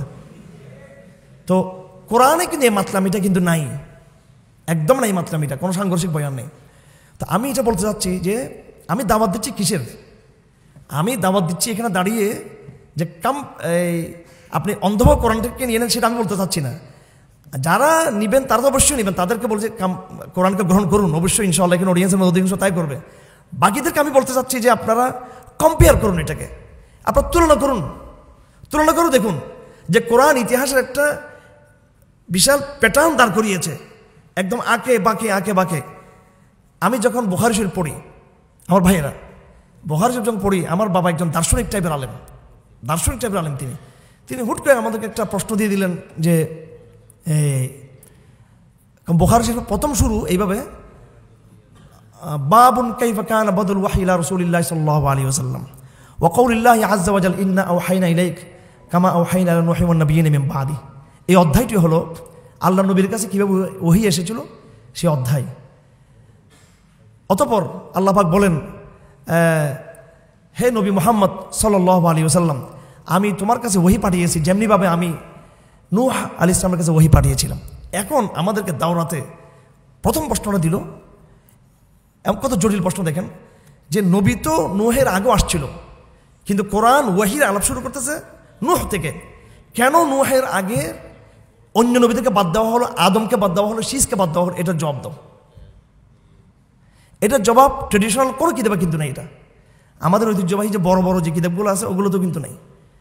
তো আমার সাথে আমাদের এক বন্ধু ছিলেন, উনি এখন লন্ডনের খুব নাম করা স্কলার, ডক্টর আমার এক মাহমুদুল হাসান আজহারি, উনি একসাথে পড়ালেখা করছে, উনি এখন লন্ডনে সেটেল হয়েছেন এবং বহুত বড় এখনকার স্কলার। আমরা একসাথে মেশকাত পড়েছি, তিনি আবার বোর্ডে পড়ে চলে গিয়েছিলেন, আমরা আবার লালখাবাজার ছিলাম। তো কিন্তু ডিসকাশনগুলো করতাম আমরা পরস্পর। একটা কিতাব, সে কিতাবের নাম ছিল ফজলুল বারি, আল্লামা শিবির আহমদ ওসমানী, যাই হোক। তো উনি এটার সমাধান দিয়েছেন, সেটা হলো এই কথাটা বলার জন্য কিন্তু চুয়েটে আসা, রুয়েটে যাওয়া, এই কথাটা বলার জন্য বিভিন্ন মেডিকেল ইনস্টিটিউশনে গিয়ে এই কথাটা বলার দরকার। আল্লাহ পাক আদম থেকে নূহ পর্যন্ত খুব গুরুত্বপূর্ণ বিস্তারিত কোনো আলোচনা কোরআন শরীফে কিন্তু করেন নাই। কোরআন শরীফে বারবার দেখবেন নূহ আলাইহিস সালাম থেকে পরবর্তী আলোচনা অনেক ব্যাপক আলোচনা। এটার হেতুটা হলো, আপনারা যেটা দাবি করতে চান যে আলমরা বলতেছে আল্লাহকে ভয় করার একমাত্র ঠিকাদারি এটা আমাদের, এটার পুরো সোল এজেন্ট আমরা, আল্লাহকে শুধু আমরা ভয় করতে পারি। আর এদিকে আমাদের প্রোগ্রেসিভ সোসাইটি বা আমাদের বিজ্ঞান বান্ধব সোসাইটি বলতে চাই, আধুনিক প্রজন্ম বলতে চাই যে বস্তুবাদটা পুরোটা আমাদের, এখানে আল্লাহর কত কিছু করার নাই, আমরা ইঞ্জিনিয়ার, আল্লাহর ইঞ্জিনিয়ার, আল্লাহর এমনি মসজিদ করতে বলছেন, সেজদা করতে বলছে, আর পুরো বস্তুবাদ জীবন মানে এটা আমরা। দেখুন এটা কিন্তু ভুলের মধ্যে আছেন আপনারা সবাই। বস্তুবাদের যত কলা কৌশল, এই যে প্রকৌশল, এখানে বনাম ইসলাম শরিয়া ও আকীদা, প্রকৌশল বলি, চিকিৎসা বলি, বস্তুবাদের যতগুলো ফাংশন আছে, সমস্ত ফাংশনগুলোর মৌলিক শিক্ষা কিন্তু আল্লাহ পাক আসমান থেকে একটা একটা করে ফেরেশতা দিয়ে আল্লাহ নবীদেরকে শিক্ষা দিয়েছেন। আল্লাহ পাক যেইভাবে আমাদের নবীর কাছে মূর্তি সম্পর্কে ওহী এসেছে, সলাত সম্পর্কে এসেছে, রোজা সম্পর্কে এসেছে, যাকাত সম্পর্কে এসেছে, জিহাদ সম্পর্কে এসেছে, বিভিন্ন বিধান এসেছে, আগে কিন্তু আদম থেকে নূহ পর্যন্ত এরকম কোনো বিধান আসে নাই। কারণ মানব জাতি পৃথিবীর মাত্র এই ঘরে তারা নতুন আসছে, তারা ক্ষুধা কেমনে নিবারণ করবে, স্ত্রী সহবাস কেমনে করবে, তারা গরম থেকে কেমনে সুরক্ষা নিবে, ঠান্ডা থেকে কীভাবে বাঁচবে, এইসব জিনিসও তো তাদের জানা ছিল না। তাদের ফুড, খাদ্য কালচার কী হবে, এগুলো বহুদিন পর্যন্ত আল্লাহ পাক প্রত্যেকটা বিষয় জীবনের আল্লাহ পাক ফেরেশতাদেরকে পাঠিয়ে পাঠিয়ে পাঠিয়ে পাঠিয়ে মানুষকে আল্লাহ পাক শিক্ষা দিয়েছেন। এবং কোরআনতে স্পষ্ট করে দিয়েছে, ও আনজাল হাদিদ, লোহা আমি অবতীর্ণ করেছি, ও আনজাল মিজান, আমি পাল্লা অবতীর্ণ করেছি, ও আনজাল লিবাস, আমি লেবাসকে অবতীর্ণ করেছি, পোশাক। এটা মানব জাতি আবিষ্কার করে নাই, আমি অ্যাবসলিউটলি বলে দিচ্ছি, এটা আল্লাহ পাক শিক্ষা দিয়েছেন, এটা যে তোমরা এইভাবে নিজের শরীরকে আবৃত করো তোমরা। ও আনজাল লিবাস, লিবাসকে আমি পাঠিয়েছি, এটা আল্লাহ পাক শিক্ষা দিয়েছেন। প্রত্যেকটা বিজ্ঞানের মৌলিক সূত্র আল্লাহ পাক সুবহানাহু ওয়া তাআলা, যেমন ডক্টর জাহাঙ্গীর রেফারেন্স আমি আগে দিয়েছি, যে আমরা গাছ থেকে আমরা বিল্ডিং শিখেছি, আমরা পাখি থেকে আমরা এরোপ্লেন শিখেছি, ঠিক তদ্রুপ আল্লাহ পাক সুবহানাহু ওয়া তাআলা মানব জাতিকে বস্তুবাদী শিক্ষা দিয়েছেন বহু বছর। মানব জাতি যখন বস্তুবাদী শিক্ষা যখন দীক্ষিত হয়ে গেল, মানব জাতি এখন খাইতে জানে, পড়তে জানে, থাকতে জানে, অন্য বস্ত্র বাসস্থানের ব্যবস্থা করতে জানে, মানব জাতি একটা সোসাইটি হিসেবে তারা একটা সভ্য হয়ে গেছে মোটামুটি। এরপরে আল্লাহ পাক এবার বিধানের চাপ দিতে রাখলেন তাদেরকে। আপনি কোনো ঘটনা পাবেন না যে নূহ ইসলামের আগে আল্লাহ পাক মানব জাতিকে ধ্বংস করছেন। আল্লাহ ধ্বংস শুরু হয়েছে নূহ ইসলামের সিভিলাইজেশন থেকে। তারপর আল্লাহ পাক এবার তৌহিদ আকিদা শুরু করতে লাগলেন। এমনকি আকিদা দিয়েছেন আল্লাহ পাক, শরিয়া কিন্তু বেশি চাপিয়ে দেন নাই। আল্লাহ পাক শরিয়াকে একবার কমপ্লিট শরিয়া দিয়েছেন মূসা ইসলামের মাধ্যমে। দেখুন মহান আল্লাহ পাক কত হাকিম। আল্লাহ পাক কত মানুষকে বস্তুবাদ দিয়েছেন, জীবন কালচার, জীবন প্রক্রিয়া, বস্তুবাদী। আগে আমাকে দুনিয়াতে টিকতে হবে, কিভাবে আমি টিকে থাকবো, এগুলো আল্লাহ পাক শত বছর শিক্ষা দিয়েছেন মানুষকে। এরপর আল্লাহ পাক মৌলিক আকীদা শিক্ষা দিয়েছেন যে আমাকে চিনো, সিম্পল কিছু সালাত পড়লে হবে, এরপরে বাকি কাজ তুমি তোমারটা করো সারাদিন, বাকি শিরক করিও না। এটা শিক্ষা দিয়েছেন 1000 বছর। এরপরে মানব জাতিকে একদম মূসা ইসলামের জমানে 1040 বছর চলে যাওয়ার পরে মূসা ইসলামকে বললেন এবার তুমি কমপ্লিট শরিয়া তুমি এবার নাও। হ্যাঁ, আর আমাদের নবীজির প্যাটার্নে এসে একেবারে ইসলামকে অ্যাবসলিউটলি সামরিক রাজনৈতিক পন্থায় এই আদর্শকে বিজয় করে দুনিয়াতে এই সভ্যতা তুমি কায়েম করে মানব জাতির শেষ প্যাটার্নে কিন্তু আমরা এখন রয়েছি। এখন তো এই যে ইতিহাসের জায়গা স্পষ্ট একটা টার্নিং পয়েন্ট, এই টার্নিং পয়েন্টের প্রথম জায়গাটা হচ্ছে চুয়েটের জায়গা, বুয়েটের জায়গা, মেডিকেলের জায়গা, বস্তুবাদের জায়গা, অ্যাপ্লাইড সায়েন্সের জায়গা, ফলিত বিজ্ঞানের জায়গা, যেগুলো আল্লাহ পাক শিক্ষা দিয়েছেন। কিন্তু বর্তমানে যখন যেহেতু আমরা শরীরের কথা বলি, সায়েন্সের কথা বলি না, তার মানে আল্লাহ সায়েন্সকে আল্লাহ পাক নাজিল করেন না তা না, আল্লাহ পাক সায়েন্সকে আগেই নাজিল করে দিয়েছেন। তাহলে এখন যেটা সায়েন্স আছে সেটা কি? এখন যে সায়েন্স সেটা হচ্ছে আগের সায়েন্সের ধারাবাহিকতা, আরেকটু আপডেট। আপনি এখন যে মোবাইল ইউজ করতেছেন সেটা কি আগে এরকম ছিল? মোবাইল আমি ইউজ করা শুরু করেছি, আমার বাবা দিয়েছিলেন, সেটা আমার মনে হয় না বাংলাদেশের কোনো হুজুর টুজুর দূরের কথা কোনো ব্যবসার কাছে মোবাইল ছিল কিনা আল্লাহ জানে। আমার বাবার একটু কিছু সামাজিক অবস্থান আছে, যাই হোক, উনি আমাকে বিদেশে যখন পড়তে গেছিলেন আমাকে দেখতে গেলেন, তিনি আমাকে মোবাইল দিলেন এই 97, 98 আমি মোবাইল ইউজ করতাম। এত বড় মোবাইল, এটা এত বড় কটলেসের মতো মোটা সোটা মোবাইল। আর এগুলো এভাবে ফেলা সিস্টেম ছিল না, এগুলো টাকাগুলো দিতে হয় অফিসিয়াল সিস্টেমে দিতে হতো। এটা যখন মোবাইল হাতে দেখলো সবাই টাকা থাকতো ওই মোবাইল নিয়ে। অনেকে আবার গোয়েন্দা সংস্থার লোক মনে করতো, হুজুর যুব্বাবরের গোয়েন্দা সংস্থার লোক মনে, ওয়ারলেসের মতো মোবাইলগুলো। এখন এই মোবাইলগুলো কি কেউ ইউজ করবে, এখন কে ব্যবহার করবে? তাই বলে কি আপনি বলবেন না এটা একটা ব্যাকডেটেড, এটা কোনো মোবাইল নেই, এটা ফালতু জিনিস। ওইটা ছিল বিদে তো এখন আমাদের সামনে দামি সেটগুলো আসতে পারছে, ওইটার কারণে, ওইটা ধারাবাহিকতা। এখন আমরা বাবাকেও স্বীকার করে দিচ্ছি, আমাদের ইউনিভার্সিটির অনেক ভাইয়েরা বাবারা যখন আসে লুঙ্গি পরে গ্রাম থেকে কৃষক পরিচয় দিতে চায়, বলে এটা এলাকার মানুষ, এটা আসলে দৌরাব্বা, কিন্তু এটা মধ্যবিত্ত সমাজে একটা কালচার হয়ে গেছে, এলিট ভাব, সব জায়গাতে এলিট ভাব। আরে বাবা তুমি তো কৃষকের সন্তান, তুমি শ্রমিকের সন্তান, সমস্যা কি? এখন বিজ্ঞানটা কিন্তু কৃষক শ্রমিক দিয়েছিল আগে এক সময়। এগুলো ভালো করে মানব জাতির ইতিহাস আমরা দেখি, এত টেকনোলজি, এত কিছু। এগুলো যারা আমাদের ইউরোপের যারা এই সামন্তবাদের আমলে যখন যে কৃষি ব্যবস্থা ছিল, সেটা যখন কি শিল্প বিপ্লব হলো, পরে এই আগে যেটা মানুষের প্রচেষ্টা করে করতো সেটাকে শিল্প বিপ্লবের পরে সেটাকে যান্ত্রিক জায়গায় নিয়ে যাওয়া হয়েছে। আগে তারা কৃষক ছিল, পরে তারা শ্রমিক উত্তীর্ণ হয়েছে তারা। তো এটা তো আগের জিনিসটাকেই, এটাকে আরবিতে বলে তথ্যীর করা, এটাকে এক্সটেনশন করা, এটাকে নতুন এডিশনে হাজির করে। সামনে এমনও আসবে যে আর দরকার পড়বে না, মানে প্রত্যেকটা সেটের মধ্যেই আপনার ইন্টারনেটের থাকবে, এখানে আর আপনার কি বলে কেবল যেগুলো নেটওয়ার্কের দরকার পড়বে না, এমন শক্তিশালী এই যোগাযোগের সিস্টেমগুলো তৈরি হতে পারে সামনে। তো বিজ্ঞানের যে বর্তমান যে বিকশিত রূপ দেখতেছি, এটা তার একটা বিকশিত রূপ। এটাই কিন্তু শুরু না, কিন্তু এটা আরও আগে সূচনা হয়েছিল।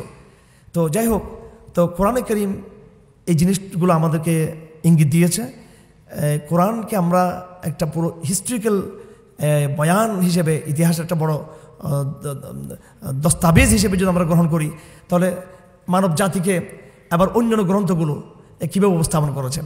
আপনি সেখানে ধর্মীয় গ্রন্থ নিয়ে আসতে পারেন, আপনি সেখানে ভগবদ্গীতা নিয়ে আসতে পারেন, সেখানে প্রচলিত বাইবেলকে নিয়ে আসতে পারেন, আপনি মহাভারতকে নিয়ে আসতে পারেন, এবং তার এগেনস্টে আপনি ডারউইনের মতবাদকে নিয়ে আসতে পারেন, এবং অন্যান্য হিস্ট্রির যে বইগুলো আছে সেগুলো আপনি নিয়ে আসতে পারেন।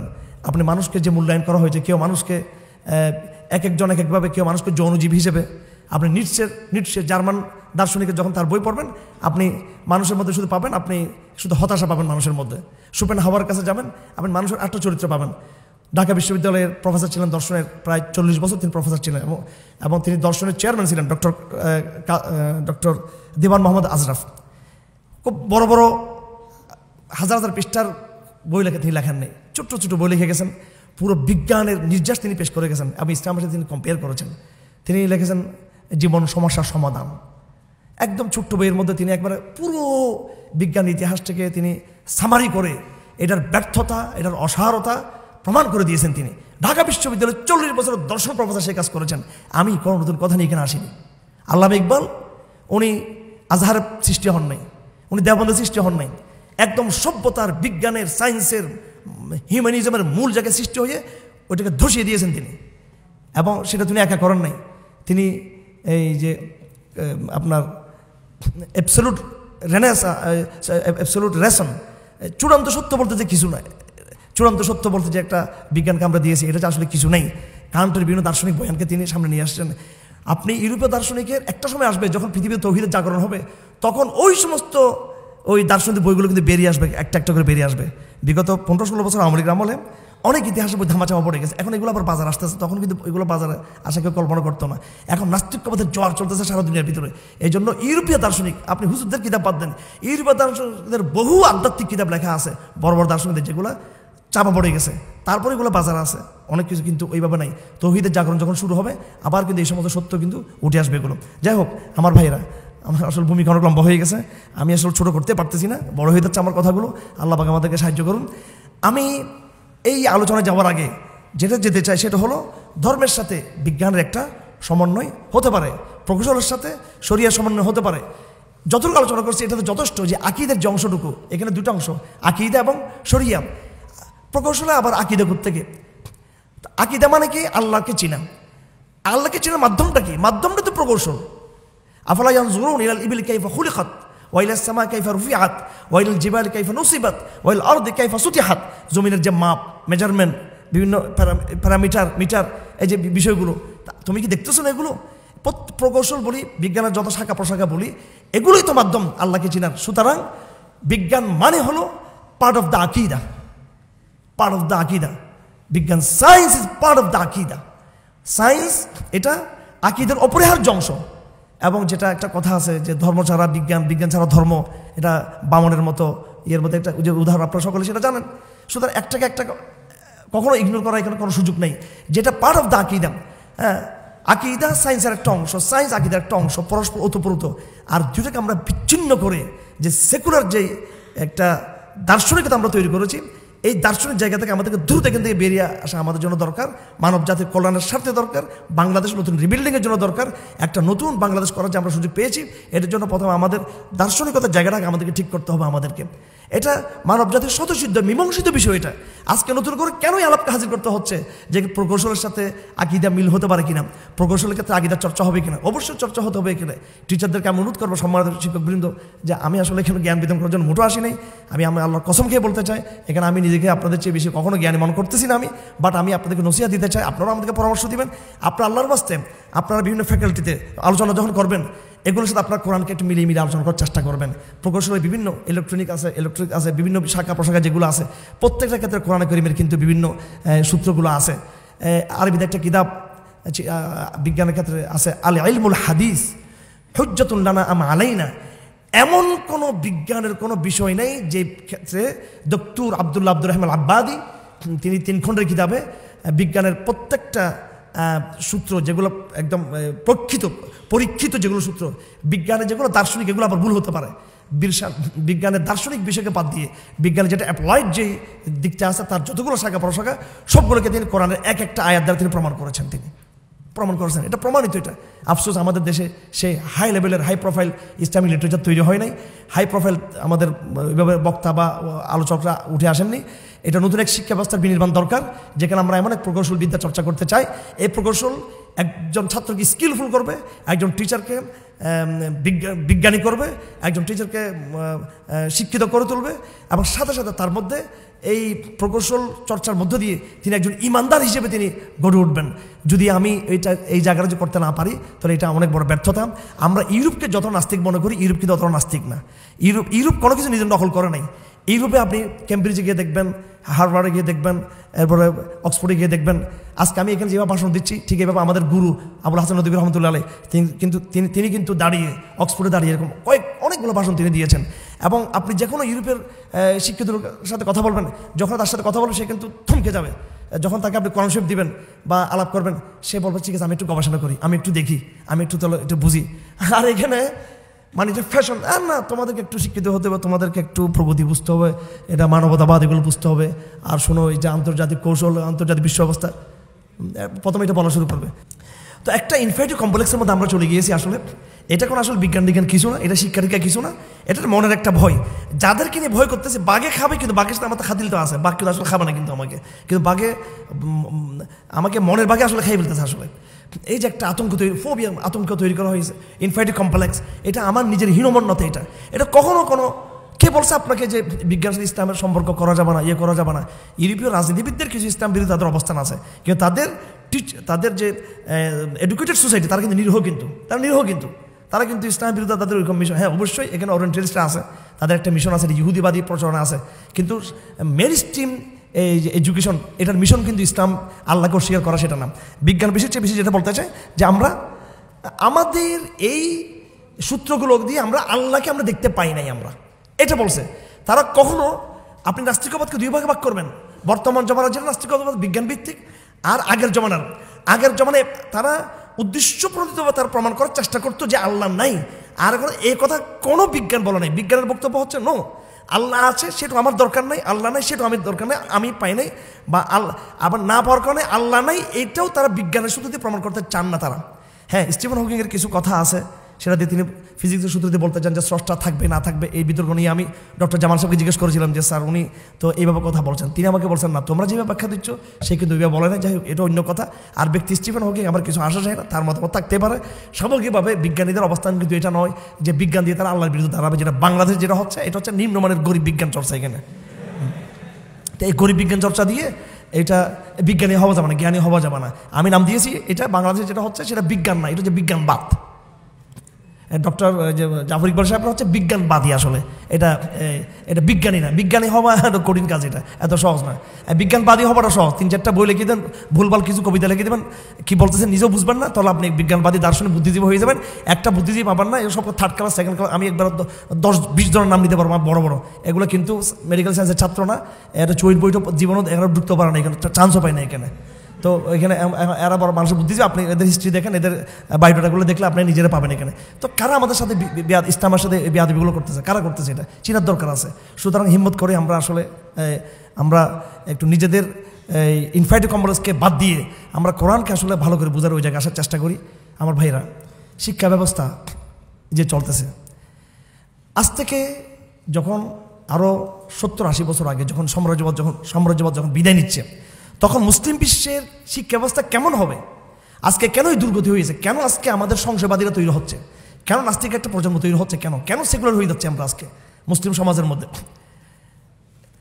ইউরোপ যখন আমাদেরকে একটা প্রকল্প দিয়ে গেল শিক্ষার, ওই প্রকল্প সম্পর্কে দেখুন, ওই প্রকল্পটা কীভাবে খাপ খাবে আমাদের ইসলামের সাথে। এটা নিয়ে আজ থেকে 50 বছর আগে, 70 বছর আগে এনাফ কথা হয়ে গেছে এটা নিয়ে। যেহেতু এখানে আমাদের রাষ্ট্র আমাদের হাতে ছিল না, নাই, এখানে সেগুলোদের বরাবরই এখানে কিন্তু পাওয়ার। এই জন্য এটাকে আমরা আসলে দেখাতে পারতেছি না আমাদের জিনিসটাকে। যেমন আমি একজন নাম নিতে চাই, মোহাম্মদ আসাদ, রোড টু মক্কা। এই বইটা একটু প্লিজ আপনারা সবাই নিয়ে একটু অন্য উপন্যাস না পড়ে একটু শুয়ে কামরার মধ্যে এটা পড়িন একটু আপনারা। তবে এটা একটু ঠান্ডা মাথায় গভীরভাবে পড়তে হবে এটা। তিনি যেই শিক্ষা মুসলিম বিশ্বে আধুনিক শিক্ষার যে প্রকল্প দিয়েছেন, এবং এটাকে আমরা সবাই মেনে নিয়েছি, আমরা এটাকে মেনে নিয়েছি। সেটা হলো যে আমরা ইউরোপ থেকে আমরা হিস্ট্রি আমরা নিব না, ইউরোপ থেকে আমরা দর্শন নিব না, ইউরোপ থেকে আমরা আমাদের জীবন ব্যবস্থার এই সিলেবাস আমরা নিব না। তাই বলে কি আমরা ইউরোপকে ইগনোর করবো? মোটেও না। কেমন আমরা ইউরোপকে ইগনোর করবো? তারা তো বিজ্ঞানের বিকশিত রূপকে আমাদের সামনে হাজির করছে। তাদের তো একটা এই আবিষ্কারের বিরাট এক সভ্যতা আমাদের সামনে তারা হাজির করেছে, যেটা কখনো অস্বীকার করা যায় না। সেটা সেটা কি? সেটা হচ্ছে সায়েন্সের অ্যাপ্লাইড ফর্ম, যেটা তার ফলিত যে দিকটা, এই টেকনোলজির দিকটা আমরা আমাদের শিক্ষা ব্যবস্থা আমরা নিব। এই জন্য চুয়েটকে অ্যাপ্রিসিয়েট করি আমরা। এটার প্রত্যেকটা শাখাকে আমরা, ইসলাম এটাকে মানে, বাট ঢাকা বিশ্ববিদ্যালয়ের চারুকলাকে ইসলাম মানে না। হ্যাঁ, তো এই দুটোতে কিন্তু পার্থক্য করতে হবে। হ্যাঁ, এই চুয়েটে আমরা কি চাই, এখানে বিভিন্ন শাখা প্রশাখাগুলোতে আমরা ডক্টর আব্দুর রহিম আল আব্বাদির ওই কোরআন এবং সায়েন্সের সূত্রগুলো যে তিনি বয়ানগুলো করেছেন, পাশাপাশি এই জাতীয় যে বইগুলো আছে, এটা জাস্ট টিচাররা, ছাত্ররা ওই কিছু সিলেবাসে যুক্ত করবে, যাতে বিজ্ঞানের এই পাঠ তাকে বিজ্ঞানী বানানোর পাশাপাশি তাকে একজন যাতে ইমানদার বানাতে পারে। ওই সিম্পল কিছু বই, আমি আবার বলছি সিম্পল কিছু বই, আপনার ভয় পাবেন না যে ইসলাম মানে এখানে মনে হয় আপনাকে কোরআন হাফেজ হইতে হবে, এখানে মনে হয় হেদায়ে মুখস্থ করতে হবে, বুখারী, না, সেটা না। আপনি ইমানদার হন, আপনি আলেম হওয়ার দরকার নেই, আপনি আগে ইমানদার হওয়ার জন্য ওই সিলেবাসগুলো আছে এখানে। সুতরাং এটাকে আমরা আমাদেরকে এই নতুন করে চিন্তাগুলো করতে হবে। আর এটাকে আমরা খুব সহজ ভাষায় আমরা যেটা বলি যে হ্যাঁ, আমরা অ্যাকসেপ্ট করব ইউরোপের টেকনোলজিকে, নট আইডিওলজি। আমরা বর্তমান গভর্নমেন্ট আসার পরে আমরা ঢাকাতে সেমিনার করেছিলাম। সেখানে বাংলাদেশের আমাদের পুরো টিম আমাদের ছিল, আমাদের দাওয়াতি টিম, নিশ্চয় আমাদের ভাইদেরকে আপনারা চিনেন, ওনাকে আমরা ছিলাম। আর ওদিক থেকে আমাদের বাংলাদেশের বিভিন্ন দলের সাবেক মিনিস্টার, সাবেক আর্মি পার্সন এবং বিচারক, সাংবাদিক সবাই ছিলেন। সেখানে আমরা সবাই মিলে একটা সিদ্ধান্ত নিয়েছি, তারাও আমাদের সাথে ঐক্যমত পোষণ করেছেন যে no ideology from Europe, but yes with technology. এটা আমরা সর্বাত্মক নিতে চাই। আমরা ইসলাম আসলে চুয়েটকে একটা একেবারে চীনের সাথে পাল্লা দেওয়ার মতো, ভারতকে তো অত বেশি আনার দরকার নেই হিসাবে, এবং ইউরোপকে পাল্লা দেওয়ার মতো। এবং আমি বলবো যে এখানে আমাদের সম্মানিত ভিসি স্যার এখানে আছেন, যে আপনি এখানে ইউরোপিয়ান টিচারদেরকে নিয়োগ দেন, এখানে কোনো সমস্যা নেই। যারা একদম টেকনোলজির, ওদেরকে বিপুল বেতন দিয়ে, যারা, কারণ ওদের মজ্জাগত, তাদের কিন্তু আবিষ্কারের বিষয়টা আনেন এখানে। আমরা সে খ্রিস্টান হোক, ইহুদি হোক, যেটা হোক, তাকে আমরা আমাদের বিষয় নেব না আবার। হ্যাঁ, যারা একদম প্রফেশনাল, যারা বিজ্ঞানী, প্রফেশনাল টিচার বিভিন্ন ওদেরকে আনেন। ওরা সেটা, তারা শুধু বিজ্ঞানটা শিক্ষা দিবে, এটাকে একদম হাই প্রোফাইল, এটাকে একটা একদম প্রফেশনাল, এটাকে এই বৈজ্ঞানিক প্রতিষ্ঠান হিসেবে আমরা এটাই দেখতে চাই, এটাকে একদম প্রফেশনালি, এবং সেটা একদম আন্তর্জাতিক মানের। সেই জন্য আপনি চায়নার সাথে যোগাযোগগুলো বাড়ানোর দরকার। চায়নাতে যত বড় প্রতিষ্ঠান আছে, ইউরোপের যে সমস্ত রাষ্ট্রগুলো আছে, তুর্কিকে ব্যাপকভাবে এখানে হাজির নিয়ে আসুন। এখানে চুয়েটকে একটা নতুন রূপে আমরা দেখতে চাই। সেই নতুন রূপটা কি? নতুন রূপের মধ্যে জাস্ট ওই ইমানের সূত্রের জায়গা থেকে কোরআনের আয়াত সম্বলিত যে আয়াতগুলো নিয়ে ইসলাম ভার্সেস সায়েন্সের যে বয়ানটা, কোরআন আয়াতগুলো, ওইটা সিলেবাসের 2-3টে বইকে প্রত্যেকটা ফ্যাকাল্টিতে ভাগ করে দিয়ে দেওয়া। এরপরে আপনি একদম পুরো স্মার্ট, এই যেমন 21 শতাব্দীর স্মার্ট যেই প্রকৌশল বিশ্ব থেকে এনে তাদেরকে আপনি সর্বাত্মকভাবে তাদেরকে ফিজিক্যালি তাদেরকে আপনি এখানে ইনভলভ করুন তাদেরকে। এটা কখনো আমরা বলবো না যে এই চুয়েটের মধ্যে এই আমেরিকান প্রফেসর খ্রিস্টানকে নিয়ে এসে বের করো, কখনো আমরা সেটা বলবো না। কিন্তু একজন মুসলমান মেয়ে যখন, আমার বোন যখন সেখানে নাচানাচি করবে, সেটা আমার বিরোধী করবো, এটা আমার সেটা তো আমি করতে পারবো না। সেটা আমি বিরোধী করার হক আমার আছে, সেটা আমি মানা করবো। সেটা যে কারণ তুমি চুয়েটের মেয়ে, আমার বোন বা আমার মেয়ে, কিন্তু তোমাকে তো আবার ইসলামের একটা পরিচয় আছে, ওটাকে তোমার আবরণটা তোমাকে রাখতে হবে, এটা আমি দাওয়াত দিচ্ছি। আবার বোনরা যাতে মনে করে যে হুজুর একটা আসে এখানে আমাদেরকে আবার মেয়েদের অধিকার, আপনি বিজ্ঞানী হন, পড়েন, কিন্তু তাই বলে আপনি কি বেপরদা হয়ে আপনি নাচানাচি করতে পারবেন? আমি আজকে আমার বাসায় একটা মেয়ে এসেছে, মেয়েটা বলে ফেলি আমি, ও আমার মারিয়াম মেয়েটার নাম, ও চুয়েটের অত্যন্ত মেধাবী একটা মেয়ে। তো দেখেন, এটা মিলে গেছে আসলে। আমি আসতেছি চুয়েটে, সে বেড়াতে গেলো, এবং তার হাজব্যান্ড হচ্ছে আপনাদের কেউ পরিচিত ইয়াং একটা ছেলে, দায়ী। আমি এই মুহূর্তে তার নাম নিচ্ছি না, আপনার তাকে চিনবেন, সবাই চিনবেন তাকে খুব। তো আলহামদুলিল্লাহ, আমি এর মতো দম্পতি, যেমন মেয়েটা স্কিলফুল তেমন ছেলেটাও। তো এই মেয়েটা প্রথমে যখন আমার ওয়াইফের এখানে আসে, আমার মেয়ে আয়সার বড় বোন আর কি, সে আমার আরেকটা মেয়ে, আমার যেহেতু এখানে সব ছেলেরা, তো সব কথা তো ছেলেদেরকে নিয়ে, এখন একজন মেয়েদেরকে নিয়ে কিছু কথা বলতে চাই, যেগুলো আমার স্যাররা হয়তো পৌঁছে দিতে পারবেন। ত্রয়ী নামে একটা মেয়ে, হিন্দু মেয়ে ছিল, উনি কিন্তু আপনাদের চুয়েটের সবচেয়ে ব্রিলিয়েন্ট একজন মহিলা ছিল, এবং সেও কিন্তু আমাদের হাতে ইসলাম গ্রহণ করেছে। এবং তাকে কিন্তু আমি বুয়েটের একটা ছেলেকে দিয়ে আমি তার কাছে বিয়ে দিয়েছি। আমি চুয়েটের ছেলে, চুয়েটের মেয়ে, বুয়েটের ছেলে। তো দেখেন এই মেয়েটা, তার স্ট্রাগল দেখেন। সে একটা আধুনিক ইনস্টিটিউশনের ছাত্রী, আবার সে কিন্তু আপনার হিন্দু জায়গা থেকে আসছে, কিন্তু তারা ইসলামকে, এই 2-3টা মেয়ের নাম বললাম, এরা আপনাদের এখান থেকে বের হয়েছে। এবং তাদের যেই মার্কশিট নাম্বার, তাদের যে পড়ার স্কিল, এটা টিচাররা জানবেন তারা কোন পর্যায়ের মেধাবী তারা মেয়েগুলো ছিল। তারা দুজনকে ইসলামের দায়ী, আলহামদুলিল্লাহ ইসলামের দায়ী। সুতরাং আমরা ছেলেদের মতো তো অনেকে আছেন, অহরও আছেন, আপনাদের তো এত নাম নিতে পারবো না আমি। তো সুতরাং এখানে আমরা বিজ্ঞানের নামে ইসলামের পরিচয় থেকে আমরা যাতে বিচ্যুত না হই, এই কয়েকটা কথা আমি বলে গেলাম। এই পর্যন্ত যা কথা বলছি সেটা হলো প্রকৌশল বনাম প্রকৌশলের সাথে আকীদার বিষয়টা এখানে। এবার আসতেছে প্রকৌশলের সাথে যে শরিয়ার যে বিষয়টা, প্রকৌশলের সাথে শরিয়ার বিষয়টার ক্ষেত্রে আমি তো আগে কথা বলেছিলাম। এখানে আমি অনেক কিছু পয়েন্ট এখন বাদ দিয়ে দিচ্ছি, এগুলো আর এখন এই মুহূর্তে আর আলোচনা না করি, সময় আমাদের হয়ে যাচ্ছে। প্রকৌশলের সাথে শরিয়ার যে সম্পর্ক, তার একটা উদাহরণ আমি নিয়ে আসছিলাম আমাদের বাথরুম সিস্টেমের যে বিষয়টা, একটা জাস্ট ফর এক্সাম্পল, মানে এটা প্র্যাকটিক্যাল উদাহরণ। তো পুরো প্রকৌশল বিদ্যার মধ্যে আপনার যে ইলেকট্রিসিটি, তারপরে এই আরও যে বিভিন্ন বিষয়গুলো আছে, প্রত্যেকটা ক্ষেত্রে কিন্তু শরীয়তের বিধান আছে। আমি তো আগেই আলোচনা বলেছিলাম যে ঘরগুলোর মধ্যে সব কিছু আছে, উজু করার কিন্তু স্পেসটা নেই। আচ্ছা, প্রকৌশলের মধ্যে আপনি এই প্রকৌশলের দর্শনটা কি? দর্শনটা হলো জীবনকে কমফোর্টেবল করা, মানে কমফোর্ট। এটা হচ্ছে বর্তমান আধুনিক জীবন ব্যবস্থার মূল হচ্ছে এটা কমফোর্ট। আপনি দেখেন আসলে এত কিছু আমরা করতেছি, মানে লাইফটাকে এটাকে আরও আরামদায়ক করা, এটাকে লাইফকে কমফোর্টেবল করতে গিয়ে শরিয়ার একটা বড় বিধান লঙ্ঘিত আমরা করতেছি। আমি আকীদার বিষয়ে আলোচনা করতেছি, এটা শেষ। আমরা তো বস্তুবাদের ধর্মে চলে গেছি অলরেডি, এবং সেটাকে নস্যাৎ করা উচিত আমাদেরকে ইসলামের সাথে সমন্বয় করে। এই আলাপটা আমি হাজির করছি, এটা শেষ হয়ে গেছে আলাপটা। শরিয়ার আলাপটা প্রকৌশলের বিভিন্ন এক্সপেরিমেন্ট, বিভিন্ন এক্সারসাইজ, বিভিন্ন, এগুলো আপনারা তো ভালো জানেন। এগুলো করতে গিয়ে শরীয়তের আরেকটা যে বিধান লঙ্ঘিত হচ্ছে, এটাকে আরবিতে বলা হয় লা দারারা ওয়ালা দিরারা।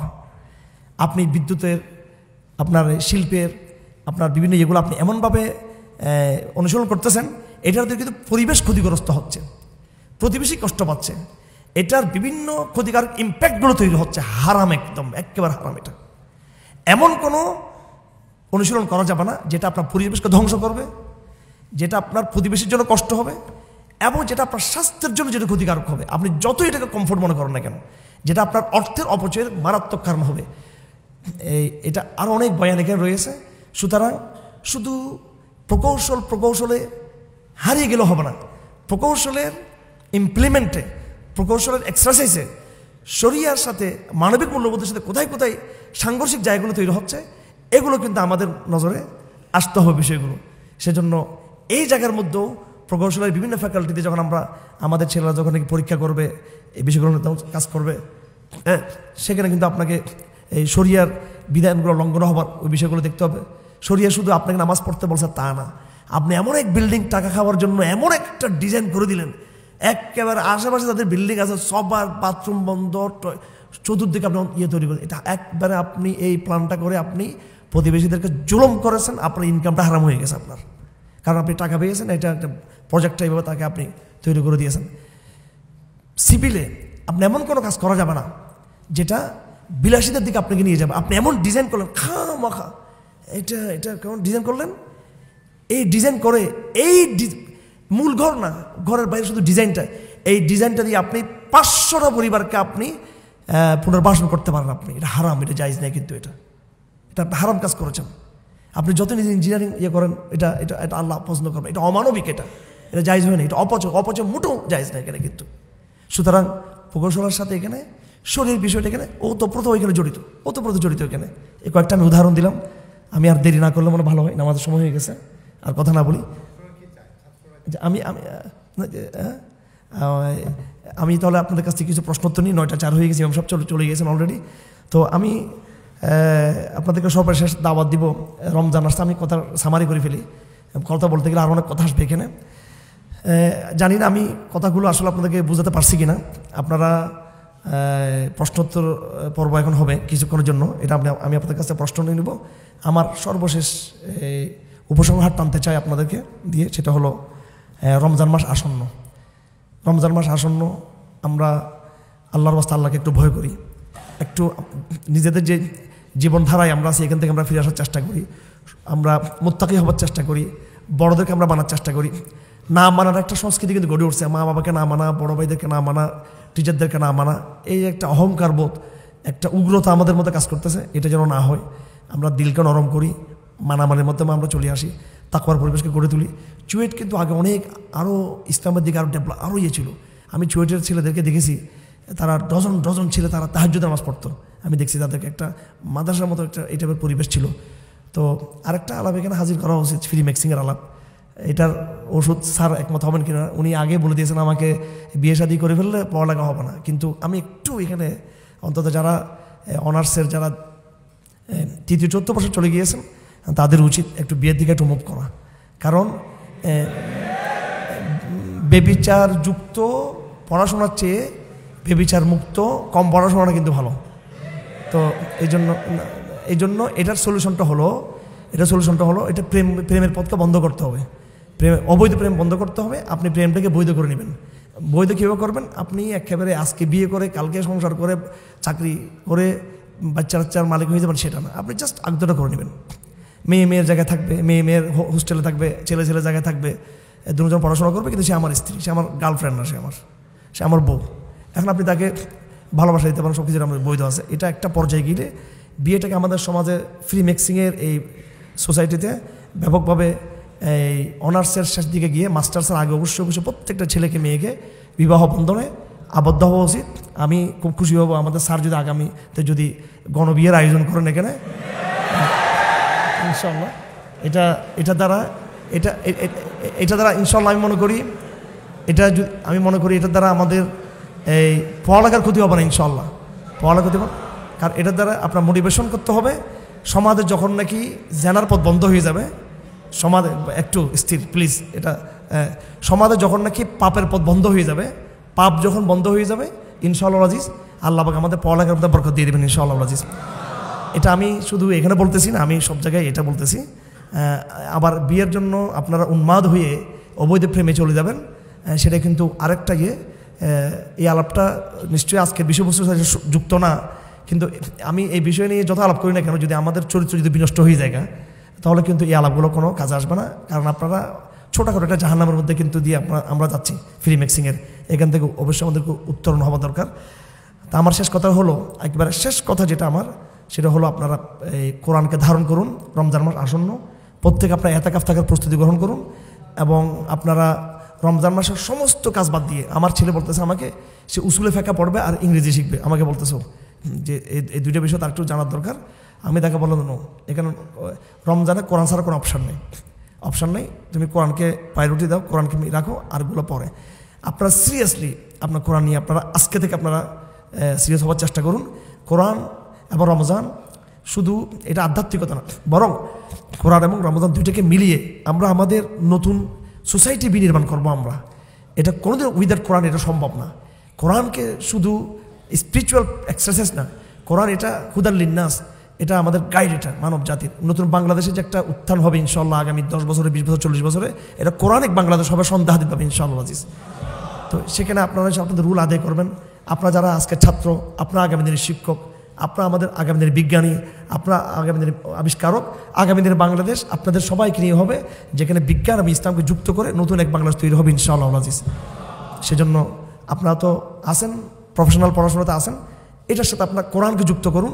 এই রমজান হবে কোরআনকে ধারণ করার শপথ, আমাদের কোরআনকে ধারণ করার শপথ আমরা নিই, কোরআনকে বোঝার চেষ্টা করি, চর্চা করি, আমরা নামাজকে গুরুত্ব দেওয়ার চেষ্টা করি, মসজিদে ব্যাপকভাবে আমরা উপস্থিতি বাড়ানোর চেষ্টা করি। আমরা বিশেষ করে ফজর নামাজের ইট ইজ ফার্স্ট ডেডিকেশন, এটা আমাদের প্রথম ডেডিকেশন, ফজর সালাত। আমি যতই বড় সেমিনার কথা বলি না কেন, হাজার মানুষ নিয়ে আমি মাহফিল করি না কেন, 27 তারিখে মাহফিল হবে, আমাদের ধর্মোপদেষ্টা আসবেন, আরও অনেক মেহমান আসবেন, যতই মাহফিল করি না কেন, যদি আমি মসজিদের জমায়েতকে যদি বৃদ্ধি করতে না পারি, তাহলে কিন্তু আমাদের সমস্ত বয়ান কিন্তু ব্যর্থতায় পর্যবেসিত হবে। আল্লাহ পাক সুবহানাহু ওয়া তাআলা আমাদের সকলকে তৌফিক দান করুন, এবং আগামী দিনের নতুন সভ্যতার নেতৃত্ব দেওয়ার সেই হিম্মত আল্লাহ আমাদেরকে দান করুন। আমি স্পষ্ট বলতে চাই, এই চুয়েট থেকে এমন ইমানদার কাফালা বের হবে যারা আমেরিকাকে পথ দেখাবে, যারা চাইনাকে ভারতকে পথ দেখাবে। আমরা হব আগামী দিনের leadership, intellectual leadership, because we have Quran. আমাদের সাথে কোরআন যেহেতু আছে, বিজ্ঞান তো আছেই, আমাদের সাথে কোরআন আছে, সুতরাং আপকামিং ওয়ার্ল্ড অর্ডার এটা হবে আমাদের ইনশাআল্লাহ আজিজ। এটা ইমানের হিম্মত নিয়ে, কোরআনের সে দার্শনিকতা নিয়ে আমরা ওইভাবে আমরা আগানোর চেষ্টা করব। আগামী বিশ্ব নেতৃত্ব আমরাই দিব। এই হিম্মত কুনতুম খায়রা উম্মাহ উখরিজাত লিন-নাস তা'মুরুনা বিল মা'রুফ ওয়া তানহাউনা আনিল মুনকার। আমরুল বিল মা'রুফ ওয়া নাহয়ুন আনিল মুনকার তর্জমা শুধু সৎ কাজের আদেশ, অন্যায় নিষেধ, এর নিরীহ তর্জমা করলে হবে না। এটা হচ্ছে লিডারশিপ, ওয়াল কনটেক্সটেড লিডারশিপ। এটা হলো আপনার আগামী দিনের বিশ্ব ব্যবস্থা ইনশাল্লাহ, আমরা এটার কারিগর হব ইনশাআল্লাহ আজিজ। কোরআনের মাধ্যমে সেটা হবে, বিজ্ঞান এবং ইসলামকে যুক্ত করে সেটা হবে। এটা আমাদের হিম্মত হোক, এটা আমাদের পথ চলা হোক আগামী দিনে। ওয়া মা আলাইনা ইল্লাল বালাগ ওয়া আখিরু দাওয়ানা আলহামদুলিল্লাহি রাব্বিল আলামিন ওয়া সাল্লাল্লাহু তাআলা আলা খায়রি খালকি মুহাম্মদ ওয়া আলিহি ওয়া সাহবিহি আজমাইন।